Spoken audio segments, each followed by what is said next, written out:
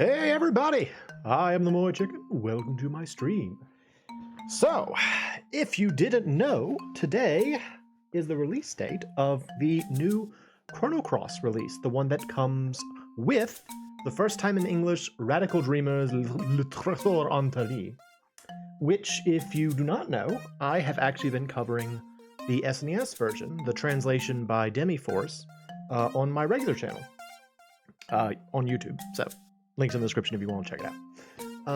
And when I first started that series, I had no idea this was coming out. I was actually originally doing the YouTube version because I was convinced it would never come out in English. And so I'm like, I want this game, which I think is an important piece of history for, video games, because it was intended to be the actual sequel to Chrono Trigger, and then it didn't happen. I want that people to be able to see it. Well, they actually came out with it. It's officially translated. So I thought, hey, that series is wrapping up. Why don't we see what, the official Square Enix translators do with it now? So let's go ahead and get started. Bleh. That's the wrong one. I really need to fix that button. So as you can see there, hey Lori, welcome. Glad to see you. We're gonna be playing Radical Dreamers tonight. So Chrono Cross, don't really care about that part, but I am excited about the Radical Dreamers part. So, and I know I'm hard on Chrono Cross. It's like being a disappointed parent. It's just like I wanted so much more from Chrono Cross, and then it didn't happen, and so it makes me sad. So we're gonna play Radical Dreamers. Here we go. Now, all I've seen of this is I started it up to make sure it works, and that's it. I haven't played any further than the intro. So here we go. Also, I'm going to be talking a lot, so forgive me if I miss messages. Presented by the Radical Dreamers, 1996. It all began with a notebook my mother handed me. She told me she found it while cleaning out the closet. There it is, in 16-bit and everything. This old notebook covered with mold was a diary that belonged to my grandfather, who passed away years ago. It contained his distant memories.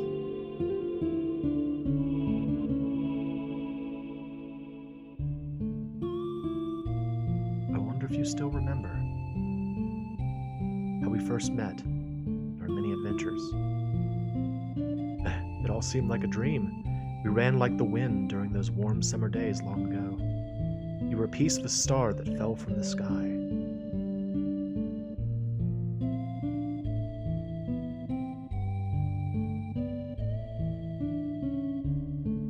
I could still relive the memories of those days long past.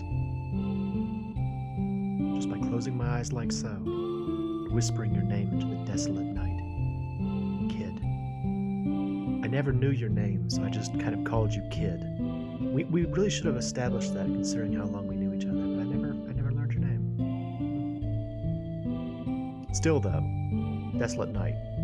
Totally remember. Well, it's coming right for us!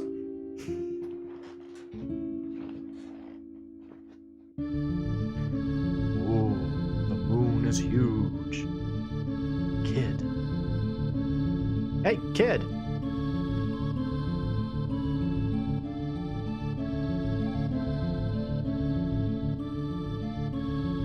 Are you ready, Kid? I know you're anxious, but stay on your toes. Yeah, likewise, mate. You mess up and I'm leaving you behind. Got that, Serge? Suffice it to say, I'm going to use the same voices here that I do on my channel, so they should sound familiar if you've been watching that series. Come on, Nago, let's go. That bastard Lynx is gonna get what he deserves. Say your prayers. Well, it'll do you any good. I don't remember that. I don't remember her cackling in the night. It fits her though. Also, what is that river made of? It's the slime from Ghostbusters 2. This is where it all went. Radical Dreamers Le Trésor Interdit. Let's go. Oh, controls. Okay. I mean, I doubt it's very difficult, so yeah, let's go. I could change my name? I could change my name in this version. I'm not gonna, though. That's weird. Why did they let you change your name? The old lady's tip-off was right on the money. Counterspell would have... Oh, wait. That old lady's tip-off was right on the money. Counterspell on the barrier around the outer walls could have done a real number on us. Kid's plain, unadorned braid flicked back and forth across her shoulders as we walked. We picked our way through the elaborate lattice of the magic shields, moving in closer and closer to Lord Lynx's stronghold. There were 3 of us. Kid, Maggle, and me. I guess it must have been about 3 years already since I first met Kid. Back then I was a wandering musician. At 8, it is never explained. Because I think they're supposed to be... I've mentioned this on my other channel. Please watch it. They're supposed to be the same age, I think. But he claims he was a wandering musician who wrote a song that Kid used to listen to as a child. How long was he? I don't know. It doesn't make sense. Traveling wherever my feet would take me. Wherever a few tunes would pay for a warm bed. It was in the Outlands, a town called Regiora, where we first ran across one another. And since then, she dragged me along on a whole bunch of adventures. Misadventures, too. Kid. She was a thief. Not just any thief. Just a few months shy of 17 and already renowned as one of the realm's greatest. What's more, she was achingly beautiful, stylish, and a joy to be around. A dab hand at campsite cooking. Or so she liked to claim. The truth was a little different. Those bandits with hearts of gold you've heard about in the stories, the ones who steal from the rich and give to the poor, yeah, that wasn't Kid's style. She was short-tempered, prone to lying, bossy, and obsessed with money. And rarely did she care to listen to a single word anyone said to her. But she wasn't all bad. Probably. Maybe. Sometimes. She had her moments, anyway. I glanced over my shoulder to see a shadow hovering behind us, blending into the darkness like smoke. Maggle. Also known as Maggle the Shade. He was Kid's partner, but even after 3 years, I still knew hardly anything about him.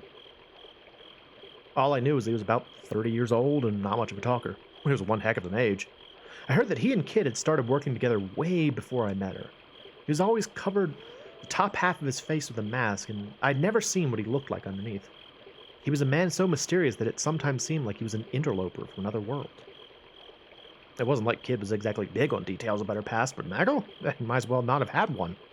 And Kid didn't seem to know much about her partner in crime either. What kind of man he was, what kind of life he'd lived before, nothing. You might ask how exactly I wound up being part of this merry band. Well, it's complicated. I guess you could say that life doesn't always turn out how you think it will.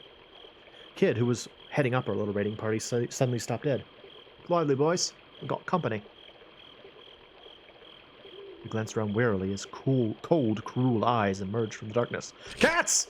Oh no! Cats! I heard a low growl. Dark shadows prowled through the night surrounding us. A pack of wildcats! There must have been about 10 of them. A thrill of fear ran down my spine. Flustered, I pulled my knife out from my belt. Kid calmly shifted into a fighting stance. Watch yourselves. Don't reckon these buggers have been treated with rabies. The wildcats snarled and growled as they slowly closed in on us, drawing the noose tighter and tighter. Their eyes glinted in the darkness like fireflies, and strings of eager spittle dripped wetly to the ground. And one of them sent an almighty roar soaring to the moon, and the hunt was on! Oh, fudge! What's I gonna do? I attacked. I slashed at a nearby wildcat with my knife. The beast tried to leap clear, but it was already too close. I felt the blade make contact, and it was rewarded with a screech of pain. The wildcat jumped away, this time managing to put some space between us. It looked like I hadn't cut it very deeply. I stood my ground, changing my grip on the knife and waiting for another chance to attack. Sarge, behind you! Panicked by Kid's warning, I whirled around him, came face to face with a pair of eyes blazing. I attacked. Aha! The wildcat was coming right at me. My reflex, I ducked, its attack swiping through the air directly over my head. I felt its hot breath on my cheeks and flew by me. At the same time, I thrust my knife upward, plunging it into the beast's belly. With a horrible cry of agony, the wildcat crashed face first into the ground. But I lost my balance in the chaos and fell into a heap as well. I rolled over and was only just able to stagger back to my feet before readying myself for the next opponent. I was breathing heavily. The handle of my knife was slick with sweat, and I tightened my grip. With a kick like a bolt of lightning, Kid landed a clean hit on the flank of a nearby wildcat. It staggered before losing its footing, letting out a pathetic cry. But Kid had already moved on to finish it off. And then the roar of fire. A burning smell filled my nostrils, and next to me a shrill screech pierced the air. That was the screech. Maggle's fire spell engulfed the head of a nearby wildcat. It fled, darting off into the darkness like an arrow, whereupon it would use its fiery head for other things, presumably. And we're done. Cool. I scanned the area. Only moments ago we had been surrounded, but now there wasn't a single wildcat left. Kid and Maggle had either sent the rest of the rest off with their tails between their legs, or put paid to them put paid to them? Once and for all. Not a phrase I'm familiar with. Ha! You're dreaming if you think a pack of flea-bitten moggies is gonna stop us, Lynx. Kid crossed her arms and flashed a triumphant grin. Meanwhile, I was panting heavily, and it felt like my legs were about to give out from under me. I collapsed to my knees, overwhelmed by what I'd just been through.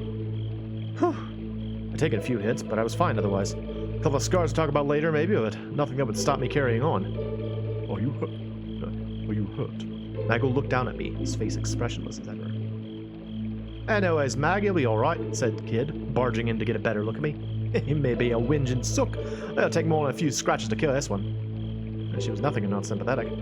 She was right. There's no time to be bemoaning my lot. I hadn't even reached the manor yet. So here's an interesting thing. And I'll probably comment on this as we go through this. That they actually inverted that in the Demi-Force translation. In the Demi-Force translation, Serge asks Maggle if he's hurt. And in this, Maggle asks Serge if he's hurt. It's interesting. I've heard that kind of thing can happen a lot when you're translating. You get like subjects and objects mixed up a lot, so cool stuff. I dabbed in my wounds with a tincture-soaked cloth and wrapped them in with bandages, then looked up the other two. Sorry, I'm out. We're just getting started. I grinned back, putting a brave face on things. That's what I like to hear, Kid cheerily announced from the close quarters, but then her eyes turned cold, like the cool glow of the moon in the night sky. It's gonna be a long night. I nodded, trying my hardest not to utterly lose myself in her pale blue eyes. Alright, let's get this show back on the road. She turned away and marched off deeper into the trees without looking behind to see if me and Maggle were following behind her. Maggle, of course, was already right behind her, his unhurried gait making it seem as though nothing much happened at all. I jumped back up to my feet and to chase after them. I'd be in for even more trouble than I bargained for if I got separated from them. The dark forest inside the manor's perimeter seemed to go on forever, a labyrinth of trees and boulders. The manor itself loomed in the distance, glowering over the vast grounds, and hidden within was a veritable mountain of treasures waiting for us. Lord Lynx was the noble who ruled the remote territory of Regiora. He was also Kid's mortal enemy. We were there that night to steal a certain jewel he kept locked away in his most closely guarded vault, the Frozen Flame. The Frozen Flame was veiled in mystery. It was said to be imbued with an uncanny energy and possessed of a beauty and clarity that made it a priceless treasure. Countless thieves had tried to steal it, and not one of them had come close to succeeding. Nor had any of them escaped the manor alive. That's how we know what happened to them. Now it was our turn to try and sneak into this place of death. Led by a girl who had the ambition to make the impossible possible, a hunger for vengeance that drove her onward, and a desire for riches that could never be satisfied. As we pressed on through the tree-filled darkness, the shadows gave way at last, revealing the true extent of the vast mansion. And there it is. Behold, the vast mansion.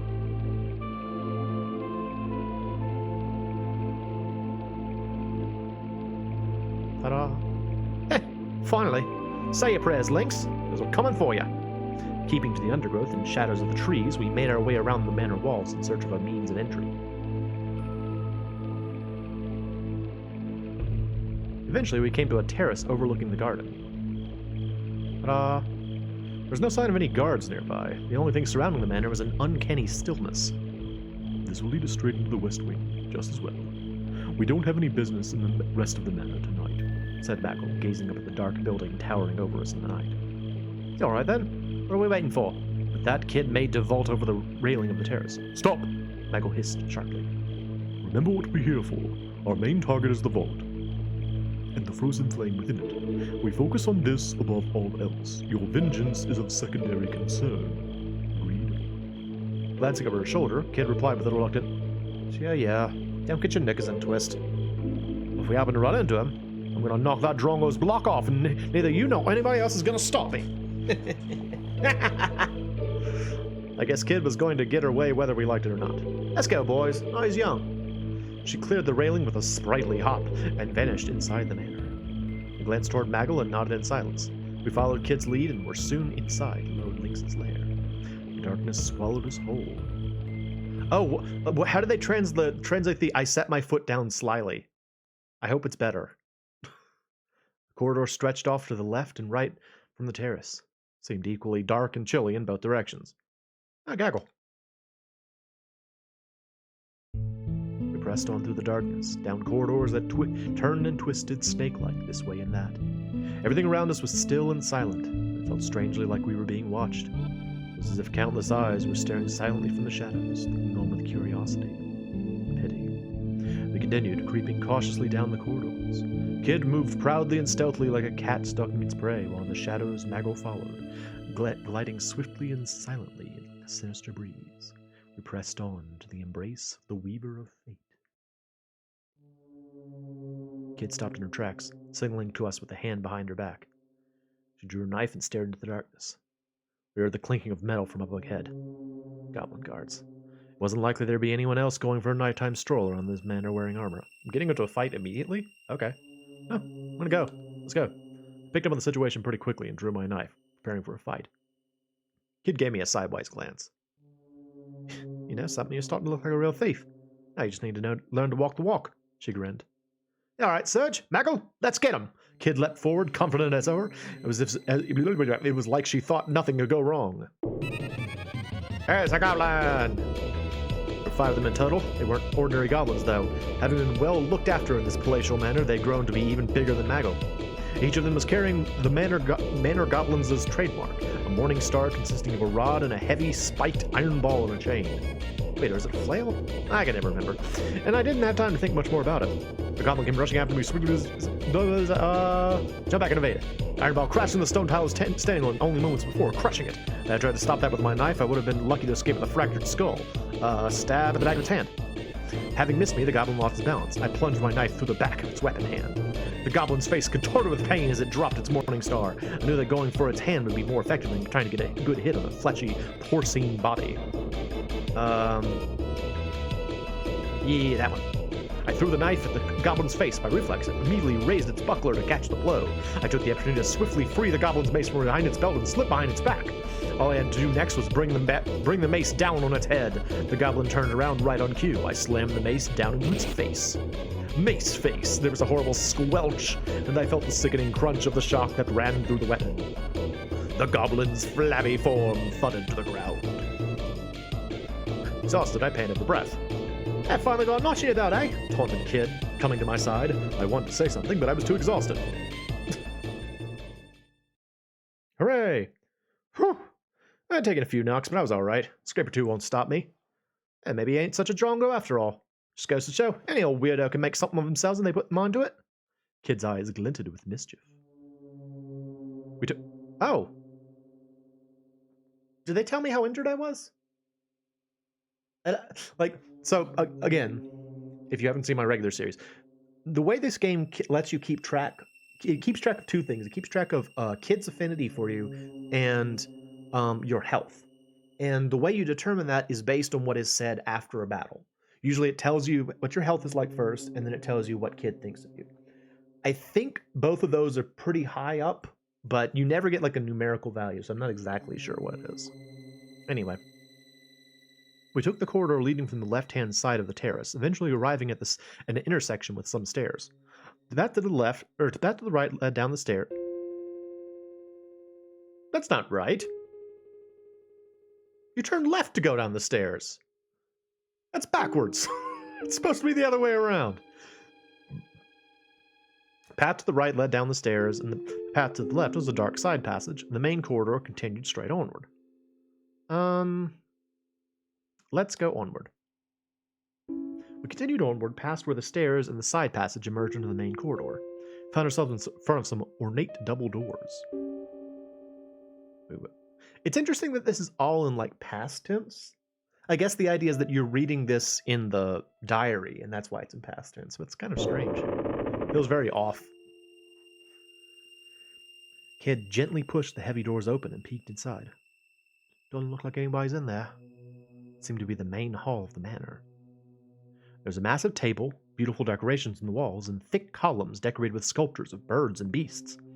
Fixed to the wall in the back towered a tremendous pipe organ, like a burnished black mountain. Dozens of candles provided a dim, flickering light. This is something that's always bothered me. The ceiling looks pretty darn well lit. And he insists that the only light is coming from those candles. Unless the ceiling is entirely a mirror and it's like reflecting the candles, that doesn't make sense. Doesn't make sense. Whatever. A dim, flickering light sending the corners of the room dancing in and out of shadow. Also, for some reason, the pipe organ is like emitting steam. Not really sure about that one. Several enormous portraits glowered down from on high on the wall. These members of Lynx's family? I was busy staring at a painting depicting a young husband and wife when I realized that their eyes had turned to look right at me. Okay, they hadn't. Don't worry, this isn't going to turn into some dumb ghost story. It just looked that way because of the way the flickering light of the candles reflected against the glossy oil paints. Obviously. Probably. This place gives me the creeps. Let all his ugly mugs. There's nothing for us here. Let's look somewhere else. Neither Nagel nor I had any objections. We left the hall and returned to the corridor. Eventually, it led us to an intersection. There's some stairs going down, and to the right, a dark side passage. If we kept going straight on, we'd arrive back at the terrace. Let me take the side passage before I change floors.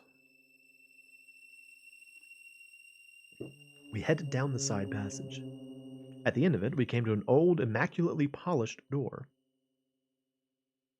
Ta-da! We went inside. Kid gently pushed the door ajar and peeked into the room. Next thing I knew, she'd slipped inside. Nagel and I followed. Looks like a study.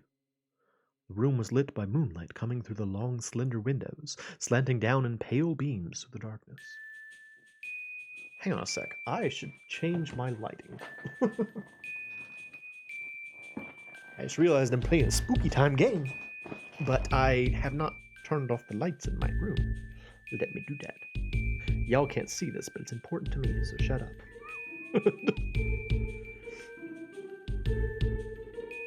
Come on, connect. Come on, lights. I'll just do it. There we go. It was pretty big for a study. An immaculate antique desk dominating the center. I always liked that window in the background. It's really cool looking. There were rows of bookshelves lined with thick, dusty old tomes. The wall to the rear of the room was decorated with paintings, and the shelves and shelves of vases and painted plates stood before it. They all seemed to be curios from foreign lands. I will look at the paintings. No, the bookshelves. I walked over to a bookshelf and examined the spines of the neatly arranged volumes. The titles I could make out consisted of ancient-seeming words that I had no way of interpreting, and most of the books seemed to be written in exotic foreign scripts. I pulled out the closest one, and, holding the weighty tome with both hands, I opened it, not looking for anything in particular. Strange symbols, the likes of which I'd never seen before, crawled and danced across the pages as if they were alive. What is this? I squinted, looked sideways, tried bringing the page closer to my face, but I just couldn't seem to make the words sit still enough for me to make them out. I turned to another page on the off chance that there'd be something useful, but all I found was a chaotic dance of the same odd symbols. Just looking at them made my head hurt. Hey, what do you think this is? Kate came over to my side and peered at the book. Oh, right there's what happens when you put a cipher spell on something. I ain't gonna make a bloody word out with that in place. Too bad, eh? Kid looked up and flashed me with an almost conciliatory grin. Hey, you probably don't want to know what's in there anyhow. These all look like pretty nasty spell books to me. And as far as a whole lot of them cursed. Which means you will probably want to be pretty careful. Never know what might come flying out. When the words came out of her mouth, I heard dark whispers and what sounded like a distant screech coming from the one I was holding. Slammed it shut and shoved it back in its place on the shelf. Nagel, meanwhile, was looking thoughtfully at another bookshelf. He reached out for a leather-bound tome. Could this be? What you found, Mac? Anything familiar? Kid looked over, her curiosity piqued. An ancient grimoire known as the Book of the Dead. Who thought I would encounter it here? He stared intently at the decaying old cover. Okay, so this is weird. This is normally only available after you beat the game once. It seems like they're letting me do a special ending without beating the regular game. That's very odd. I'm not going to do it. I'm going to try and, like, the goal of this stream is to get through the whole game. So I'm just going to try and go through the game like normal, but I don't think you should be reading that. I had a bad feeling about the book as soon as I saw it. I don't think you should be reading that. Book of the Dead sounds like the last thing we need to be messing with right now.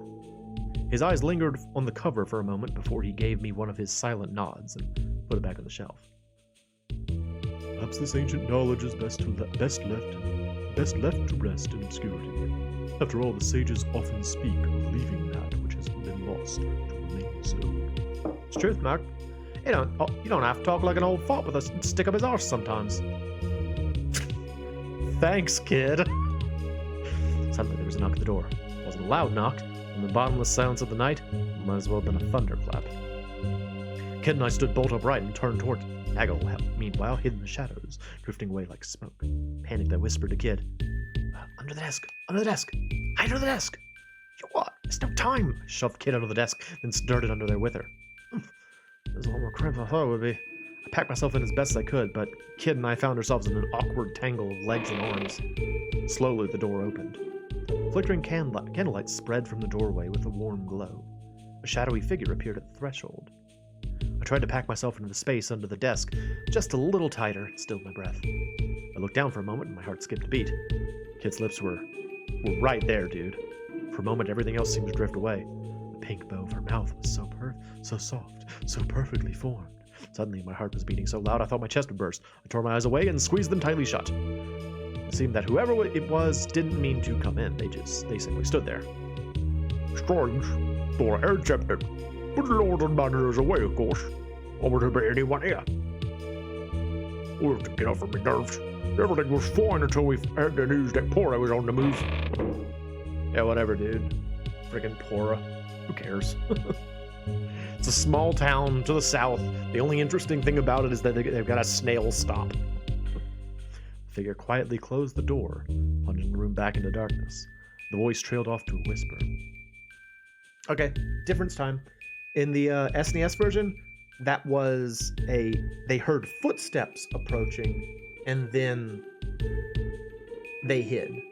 Which I think actually fits better than someone knocking, waiting for a while, opening the door, and then leaving again. I think footsteps makes more sense, because it suggests that someone's patrolling, rather than someone just knocks on the door. I don't know, whatever. All we heard were footsteps moving away. As I stayed hidden, listening for trouble, a thought began to cross my mind. Kid sure does smell nice. Oi, Sag, you gonna move or what? She whispered into my ear, her breath tickling as she spoke. Huh? Sorry. I rushed to my feet in a panic, smacking my head right into the top of the desk. Ow! Cradling my head in my hands, I crawled out from underneath. Ugh, it stings. Kid followed right after, stood up, and looking down at me on the floor. Not your most heroic moment. You alright? Yeah, I'll live. She took a look around the room. There's some of that dirtbag Lynx. Lucky for him, she snorted. Snort. So, Pora has made its move. Nigel emerged from the shadows, contemplating the news we'd overheard. Kid, if the rumors are true, we might well be about to find ourselves in a very difficult situation. This seemed to set her thinking, too. Pora was a powerful nation that ruled the southern continent. No, it's not.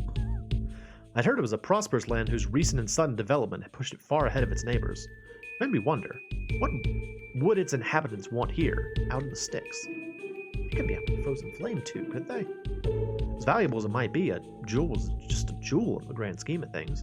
Couldn't imagine it being an item of national interest. I mean, ultimately it was just a pretty rock, right? Let them do what they want. If everyone's busy playing soldiers, they won't be bothering us. Come on, we got things to do. She headed for the door. We left the room and made our way back down the side passage. Like, I've heard there's a theory that the reason that Pora suddenly had a massive advance in power was because when Dalton went through time, he actually wound up in sometime 1080 or somewhere around there, and provided Zeal technology to Pora. That still seems fishy and fake. I don't think there's any solid rationale for it. Maybe there is in the Chrono Cross retranslation. I don't know. Who knows? Chrono Trigger was good, and a lot of the things that came after it had problems. Sorry, I'll stop. We made our way back down the dark side passage leading from the study. Eventually we arrived back at the intersection. Some stairs led downward, and the corridor branched left and right, with the right branch leading back toward the terrace. Let's go down the stairs. Down the stairs. Slowly we crept down the staircase, backwards apparently, descending deeper into the blackness as we went. At the bottom, the path split. The way to the left continued on to an atrium that resembled a sort of plaza, while the path to the right was a winding passageway that trailed off into darkness. Let's go to the atrium. Kid poked her head through the arch-shaped door and took a look around. It's big in here. Must be some kind of hall. We took a cautious look around, then entered one after another. There's the naked baby! Yay! The atrium was like a beautiful plaza with red walls, complete with a statue that doubled as a fountain, and maybe like a foot deep. It's not very deep at all. Pillars and arches lined the wall, not pictured here, and in the center was a small pool of clear water above which the statue stood. On the other side of the room, I could see another arched entrance, like the one we just come through. Oh, it's cold. Kid was scooping up water from the fountain. I went over to her, resting my hand on the edge of the marble basin, peered into the pool beneath. Shadows flickered under the water's surface. Reckon those fish are rare. As in valuable. Kid leaned right over the edge. I couldn't see the bottom. I mean, I can, as the player, but he couldn't. It's very different in game logic. It's like how you can't step over a rock in a video game. You know, you can't like walk over rocks. They're like stand in your way. It's the same sort of thing. I couldn't see the bottom. I wondered how deep it was. The shadow of one of the fish grew larger and larger. Whoa! Sensing danger, Kid leapt back from the edge. Clack! A fish leaped out from the water and snapped at her, its jaws bristling with razor-sharp teeth. Its mouth closed shut on the air where she'd been only moments before. With a splash, the fish darted back under the water. Piranodons! Oh no! Deadly carnivorous fish. Yeah, that is carnivorous. Okay. Carnivorous fish with razor-sharp teeth and powerful jaws that could snap a monster's horn in half.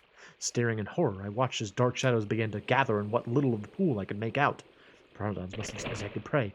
Soon the room was filled with the sound of splashing and snapping as the fish teemed at the water's surface, not pictured here. Oh hell. Even Kid was uneasy. She took another step back. How many piranodons were in the pool? The thought of what would happen if they all leapt clear of the water and attacked at once crossed my mind. A bead of sweat rolled down my forehead. Suddenly, the water coming from the statue turned crimson and shot out in a powerful jet that nearly touched the ceiling, not pictured here. Kid jumped back again. I just stood in shock, watching as the torrent of water erupting from the statue. The scarlet water... Sorry, I'm stumbling over words now. The scarlet waters continued to gush out from the fountain. The pool grew redder and redder and started to overflow. We looked on, entranced. Red water, so cool, y'all. But the spell was soon broken when we realized the water was starting to flow faster and faster over the rim of the basin. The piranodons began to jump and snap at the water's surface with bloodthirsty glee. I was brought to my senses by the dull slapping sound of the piranhas hitting the floor. Go back. Run away. Kid, let's get out of here. In a panic, we splashed through the water back to the corridor we came from. The fangs of the piranodons snapped at my legs, and I felt a searing pain, but I had to endure it if I had any hope of reaching the entrance. Breathing heavily, I finally found myself back in the corridor outside. We have escaped from fish! Hooray! Whew. That was a close call. Something whole thing was a trap, eh? They talk about twisted. I think he's even more of a sick bastard than I thought. I was about to say he wouldn't have to be if he didn't have to guard against people like her breaking into his home, but I thought better of that. Well, it ain't right. I think we can consider that a dead end. Let's go back. Defeated, we left the atrium. Something caused Kid to stop in her tracks. Hello. What are we on here? She pointed to the side of the entranceway to the hall. I found myself face to face with a sculpture of an old man's face with a truly phenomenal beard. Ta-da! The sculptor's eyes seemed to gleam with life. For a piece of marble, it seemed almost too realistic. It is a mouth of truth, announced Nagel. An enchanted statue that can tell when you're lying. It catches you out, it'll bite your hand off.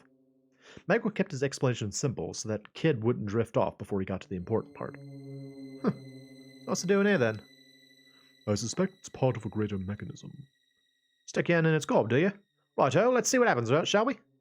With a mischievous glint in her eye, Kid darted over and stuck her hand in the mouth without a moment's hesitation. She stood there for a moment waiting, but it didn't take long for her to get bored. Nothing. Suddenly I had an idea. Again, who's the greatest thief who ever lived? Ha! Me, of course, you're drunk. Kid answered without a moment's hesitation, and then suddenly her fist twisted in pain. The teeth of the marble sculpture had clamped down on her hand. It bit me, she cried. Knock it off! Everyone knows it's true. Ow! The sculpture bit her again as soon as she spoke. You little... A cold sweat formed on Kid's forehead. The sculpture was tightening its grip. It won't let go until you say something true. Despite the obvious urgency of the situation, Maggle was as matter-of-fact as ever. Just say anything, Kid, anything, as long as it's the truth. Obviously, Kid wasn't listening. Instead, she just kicked awkwardly at the statue. Oi, Billy, let go of me bloody hand! She planted her feet on either side of the mouth and tried her hardest to pull herself out. She heaved, kicked and stamped, grunted and strained. And then finally her hand popped free. I was taken aback by what I just witnessed and couldn't say a word. See? I told you it was the truth. Kid raised her hand in the air triumphantly as if to demonstrate. I could see heavy bite marks. Sculpture hadn't come away from the struggle unscathed either. Kid's attempt to break free had left it cracked in several places. Maggle pointed silently at part of it. I went to take a closer look and saw a pale, flesh-colored tongue. I expect we're supposed to put something there, commented Maggle. Something? What, exactly? Kid stood there for a moment, lost in thought, and then she started to unload all the knickknacks she'd been carrying. A strange collection of odds and ends pulled out from her pockets, her boots, and even from her braid. All right, Serge. Now it's your turn to have a go at that stupid statue. Kid grinned to me, holding her assortment of knickknacks out on the palms of both hands. And I guess that she'd decided that whatever further horrors the statue had in store, she'd rather not face them herself. Nice, Kid. Oh, nice. Grumbling to myself, I reached out to pick an item. I chose... a sizable... I liked a huge explosion. That's what it used to be. Oh, special reasons. Alright, let's try things. I took the small silver mirror.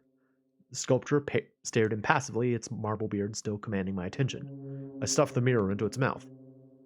Didn't seem to be the right item for the job. Don't see any cavities. Yeah, you're very funny. Now give me favorite mirror back before that thing chomps it to pieces. She lost her patience and snatched it off me. It was a rather nice mirror. I pictured her gazing into it as she braided her hair. You want to try something else? Asked Maggle dryly. I choose... a centipede. Oh, what were you doing walking around with a centipede in your pockets? I reeled back in disgust. This isn't your pet or something, is it? Don't be thick, Serge. It's not a toy. It's a toy, not a pet. A toy? You could have picked something nicer. It is nice. Also giving people nasty surprises. She seemed to think this was an entirely reasonable attitude. Entirely reasonable to her, maybe. What's she doing with all this stuff? I reached for the rubber centipede. Trying not to think too hard about what I was doing, I stuck it into the mouth of truth. Only for it to fall back down only for it to fall down the back of its throat. Oh, Serge, you'll pay for this, growled Kid, staring daggers at me. Yikes! I'll get it back, I promise. Stealing my nerve, I reached in the mouth of truth. Suddenly my hair stood on end. It was licking my hand. The giant uncanny tongue slopped back and forth across my fingers like I was a lollipop. Oh, I'm gonna puke. Keep it together, Serge. Do it for the centipede. Do it for the centipede! Kid's support didn't do much to help me, but I somehow managed to pinch the centipede with the tips of my fingers and pull it out. Oh, you must really love this thing. Not really. I'll just hate to see stuff going to waste. I'm sorry, what? Why did I even bother? Well, no luck there either. Want to try something else? Asked Kid, almost like this was a game. I just wanted this to be over with. I reached out for the next item and chose... I'm going to use the gigantic explosion. Yep. I picked up the sizable petard. Anxiously, I shoved it inside the mouth of truth. Nothing happened. Let the professionals handle this, Serge. Kid shoved me aside. She was holding a match. Wait.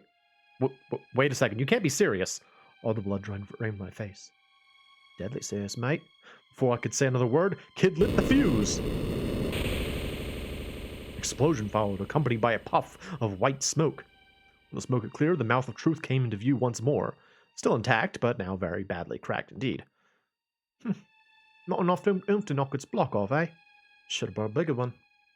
Kid stood there with her arms folded, all calmly commenting on the mayhem she'd just caused, and probably, gave us away to like everyone in the castle or the manor or whatever. A little silly.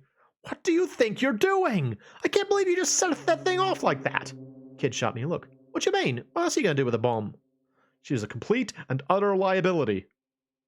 Well, any more ideas, Serge? Asked Kid breezily. I chose to not waste any more time with this. We could go through all of them, but I lingered for a moment, but pulled my hand away. It didn't seem like any of them was what we were looking for. It's all right. Let's just forget about it for now, muttered Kid, stowing all her valuables. Oh, sure, we'd find a use for all this stuff. Yeah, whatever. Best get moving, eh? Defeated, we left the atrium behind us.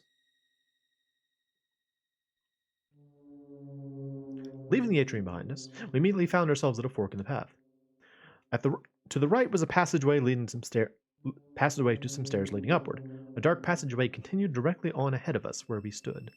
Let's continue on the path. Yeah. We left the atrium and continued down the path ahead.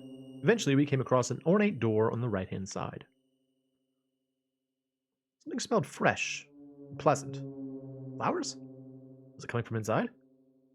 Let's go check it out. Let's go on inside and check it out. I should save, actually, now that I think about it. Let's see, save. There we go. We found ourselves in a tidy, welcoming room. The knickknacks and curios dotted around the place seemed to be well loved. The stately desk and the cozy-looking bed nearby, meanwhile, suggested the room's occupant was no stranger to luxury. Though the room was richly furnished, somehow it still felt awfully lonely. Kid took a quick look around before commenting. Those links this gal's room. A half-written letter on the desk and a teacup, still warm, suggested the lady of the manor was still nearby. But it didn't seem like that anyone was here now. He decided to search the room. Charming flowers, a discarded cotton handkerchief, small bottle of perfume, there's Maggle, look at him go. Nothing that meant much to me, or anything that seemed particularly valuable. There's Serge, there's Kid. Kid seemed to have the same impression and scanned the room, clearly not expecting to find anything. The only item of note was a small antique box which bore a crest resembling a viper. Let's see, let us look at the chest. I know not to look at the bed, because we know that Kid has a crippling fear of beds. I'm going to check the chest of drawers. I slid open one of the finely veneered drawers. Frills, lace, and sequins greeted me in reds, pinks, yellows, and a host of other vivid colors. A bounty of beautiful silk garments overflowed from within. Dresses, give us a look. I'd been just about to close the drawer again when Kid came up and started peering over my shoulder. She reached out a hand to touch one of them, though I sensed a certain hesitation. I've never worn anything this posh in my life. The gown she picked out was cut simply but beautifully, and was decorated with a pale floral pattern on a white background. She held it up to her chest and took a gentle twirl around the room. She was as light on her feet as a woodland nymph. The fabric fluttered like flower petals, and she held the hem just so. In that brief moment, you could almost have called her dainty. Stupid thing. Not exactly me, eh? I wouldn't say that. I think it really suits you. Shut your gold ass kisser. Her face turned an angry red. Come on. I ain't got all night. The spell well and truly broken. She stormed out of the room. Oh. Did I make her not like me? I thought that was, like, mentioned earlier that the game tracks, like, her affinity for you, and I thought what I said there was actually the only thing you could say in that room that made her like you more, but that kind of made it sound like she doesn't, so I don't know. Maybe she was just hiding her feelings. The passage outside the room continued toward the left and the right. The passage to the right led deeper into the darkness of the manor. Meanwhile, going left would take us to the atrium and another branch. Let's keep going. Went down the dark passageway, eventually finding ourselves at a sturdy-looking, immaculately polished door. I have the burps. I'm very sorry. Kid sniffed at the air. Just like I thought. Something stinks here. I reckon we found the beast lair, kids. Lads. Sorry. In the darkness, Kid's lips twisted into a grin that turned my blood cold. Kid opened the door and slipped inside.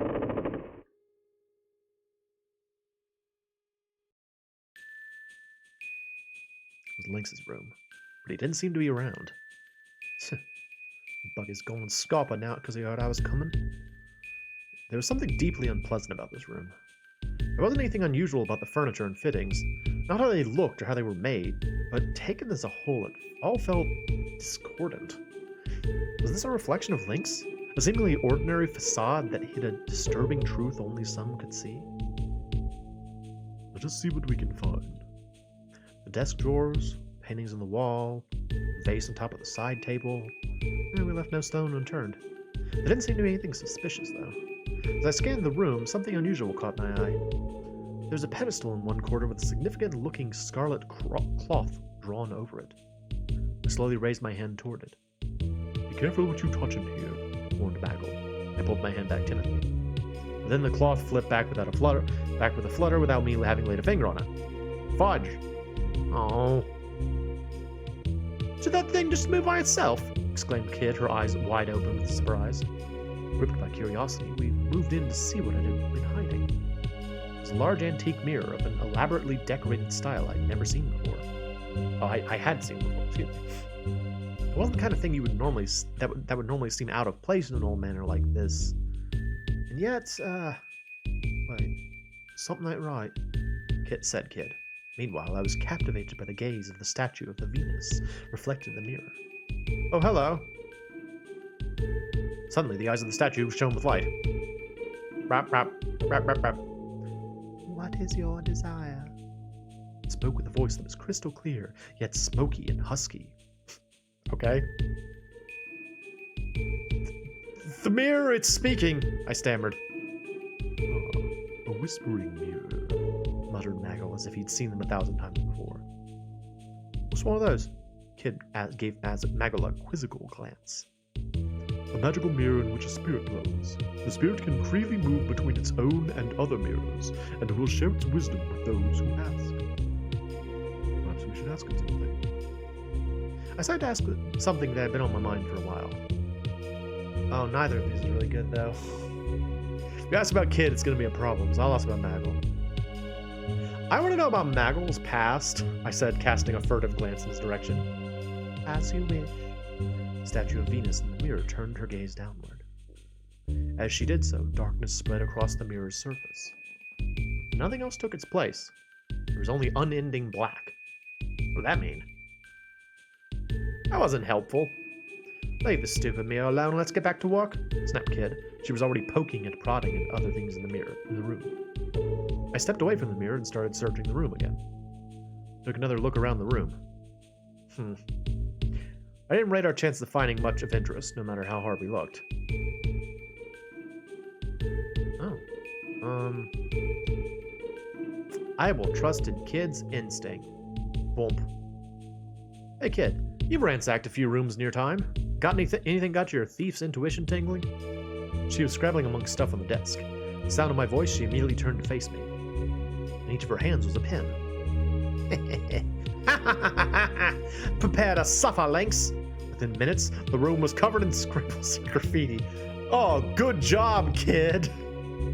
What a professional! It's like from Home Alone, the wet bandits. It's like someone trying to invent a calling card and not being very good at it. It was everywhere. The furniture, the walls, even the floor. Your mom stinks and her face is like a squashed tomato and your breath is like rotten fish. Ha ha ha ha! It was shocking stuff. And then she descended upon the whispering mirror, whose surface had returned to normal. Ah, I beg of you, please don't, you mustn't, screamed the mirror helplessly. Here. That's a load off me chest, said Kid, satisfied as she casually tossed the pins on the floor. What the hell was that all about? Oh, sure, really. It was fun, though. And with that, she sauntered toward the door, clearly very pleased with herself indeed. I felt bad for the mirror, so I stopped to give it a quick wipe before we left the otherwise completely ruined room. I have never seen that before. That's pretty fun. It's always fun to find something new in a game you're familiar with, isn't it? Very fun. The corridor stretched out beyond the door.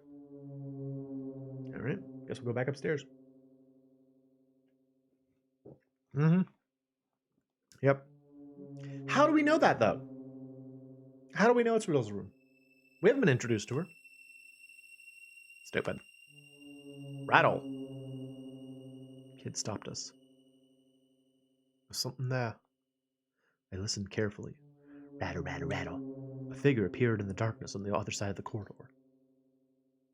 It's a skeleton! Oh, fudge! We're ready to start a fight. What's it gonna do? Attack. Come on, then! I leaped at the skeleton. It lashed out with its sword. Blood dripped from my face. The tip of the blade even scratched my cheek. Eep! I jumped back in a panic. Hope you brought your brown trousers, grumbled Kid. We squared off against the skeleton. It threw the sword it was carrying to the ground and took a step forward, and then it twisted its body into a strange pose. Wait, is it doing what I think it is? It proceeded to contort itself further, adopting a shape that can only be described as highly suggestive. For a moment, nobody knew quite how to respond. What a bloody hell! What should we, Wait, Kid, look at Mag! Maggle seemed to be completely bewitched. I want to attack again. Alright, that was different. Yay, we did it. What? What happened there? The skeleton got all suggestive, and then Maggle was like entranced by it. I don't. That's okay. Sure. Can't believe it's Drongo though. Thwack. What's a Drongo? She brought her fist down hard on his head. So maybe that'll wake you up. Now, if we're done here, let's get a bloody move on. What was I? Oh, ow. Whew. Taking a few knocks, but I was all right. Scraper 2 won't stop me. Not bad, Serge. Not bad at all. Didn't know you had in you. There's a mischievous glint in Kid's eye as she rewarded me with a few rare words of praise. Alright, so she still likes me reasonably well. Okay, that's good to know. Alright, stairs. Yeah.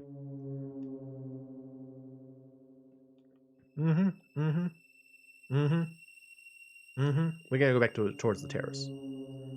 Terrace! I'm gonna go onto the terrace. Yay! We returned to the quiet terrace overlooking the garden. Then, I talked to Kid. And blimey, Serge, you're a dark horse, ain't you? You really had me thinking you were a whinging sook. There was a mischievous glint in Kid's eye as she rewarded me with a few rare words of praise. At least I thought I caught one.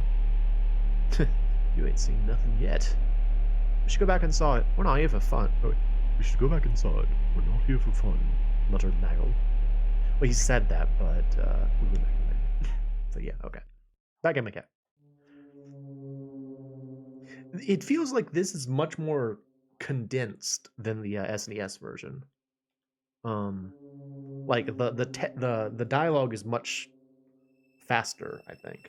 I don't know if that's because I don't know if that's by intent or by virtue of it being on a new system or translation or what it is, but it feels like things are said faster in this one. A short way along the corridor running from the right-hand side of the terrace, we found an ancient-looking door, again, on our right. Kid pressed near against it, listening for any signs of life.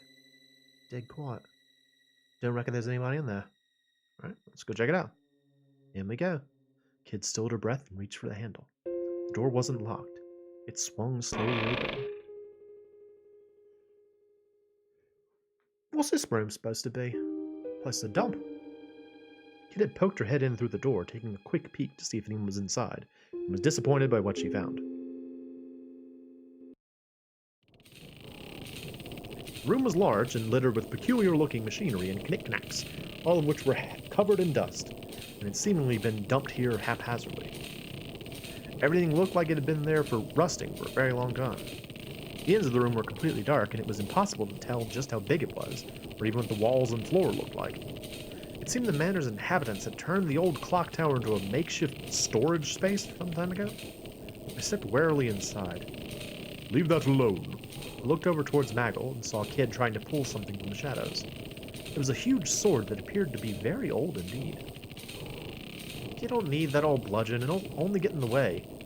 And as much of an antique as it is, don't fetch much on the market in that condition. Yeah? I reckon it might, you know? There's plenty of collectors who love old bits of junk. Some old bits of junk. Pouting, Kid left the sword where she stood. Left the sword where she stood. At least she put it back down, gently. Then he heard a voice from the shadows. And what exactly are you doing here, I just about jumped out of my skin. Who's there? Kid and Maggle turned to face the voice, ready for a fight. Spooky lady! A wizened crone emerged from the shadows. She was hunched over and wore a hood draped over her face. I could tell at a glance she wasn't just old. She was positively ancient. Oh, it's just some dullary old bag. What do you think you're doing sneaking up on us like that? Kid's shoulders relaxed, the tension left her body. Maggle, however, continued to give the woman a piercing stare.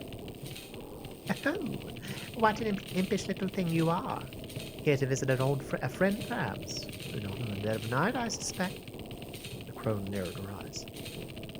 Let's get a closer look at you. Ah, yes. You must be here to get your revenge on Lynx. How did she... My heart jumped. She seemed to know exactly who we were. Oh, we were in trouble. What if she sounded the alarm? We'd have to give up on the treasure and run for our lives. What are we gonna do? I will defiantly tell her she was right. You want to go, old lady? Is that well with y'all? Kid narrowed her eyes right back at the crone. It's up to you if we're here to get our revenge on old Lynxy boy. Yeah, do something about it. Oh, you never change, do you? The crone chuckled madly, her small frame shaking. Ah, the boldness of you.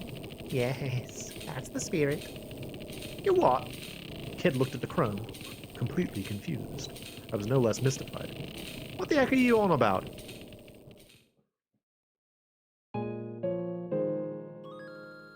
Oh, it must have been about 4 or 5 years ago.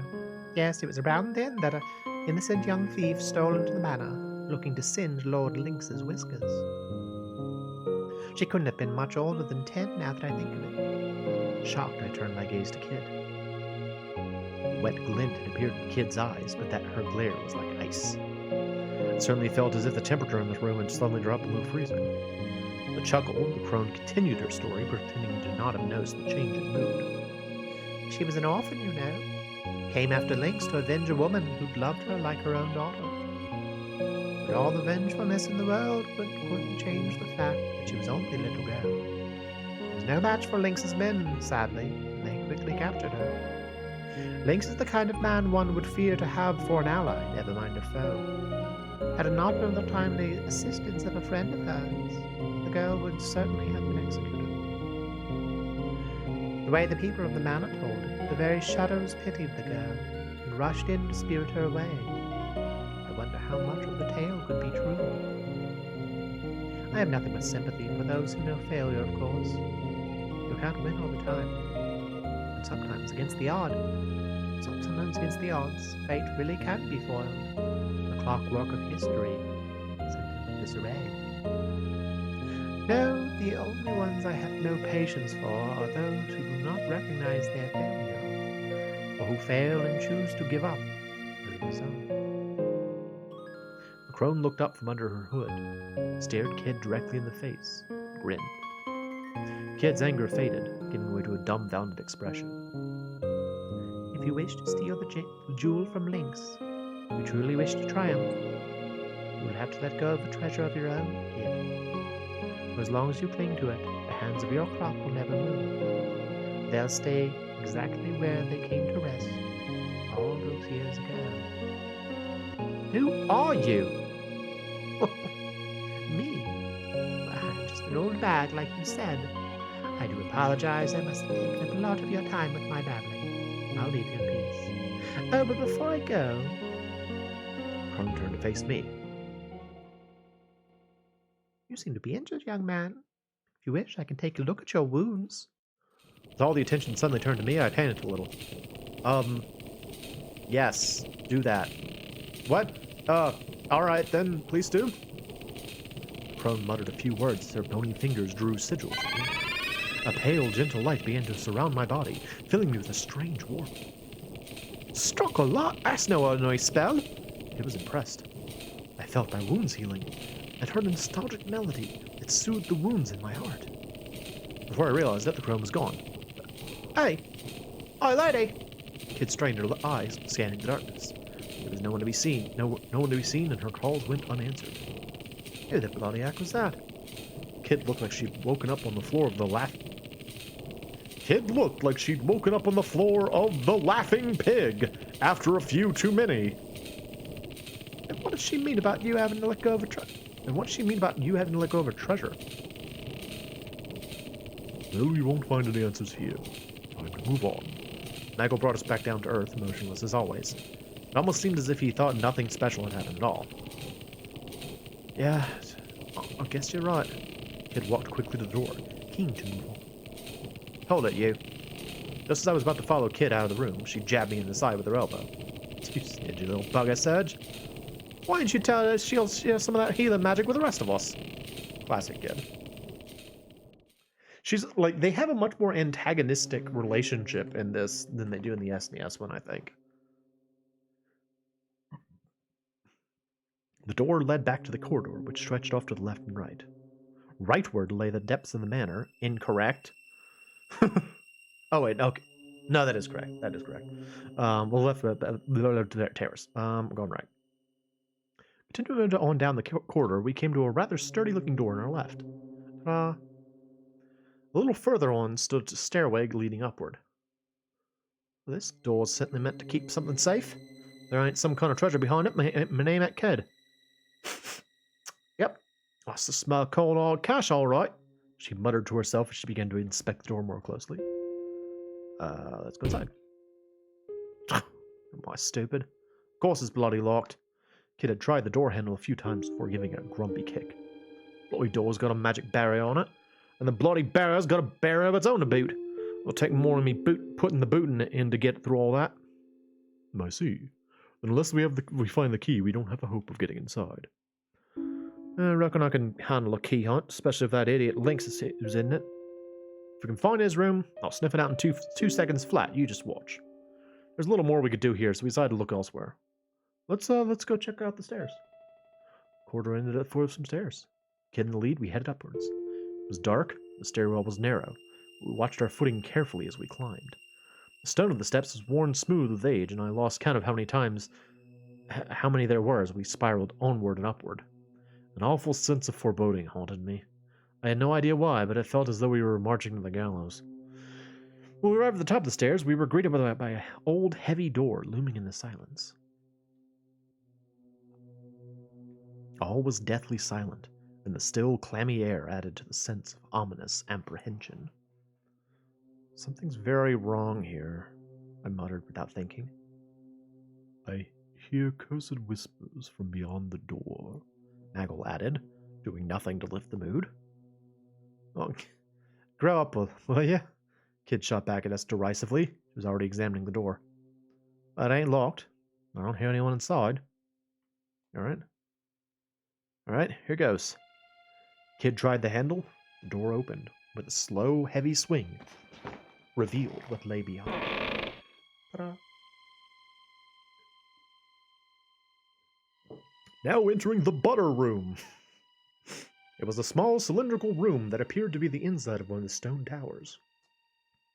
It was completely deserted, and there were no windows. What's this supposed to be? Something about this place giving me the creeps. Still standing in the doorway, Kid seemed suddenly taken aback.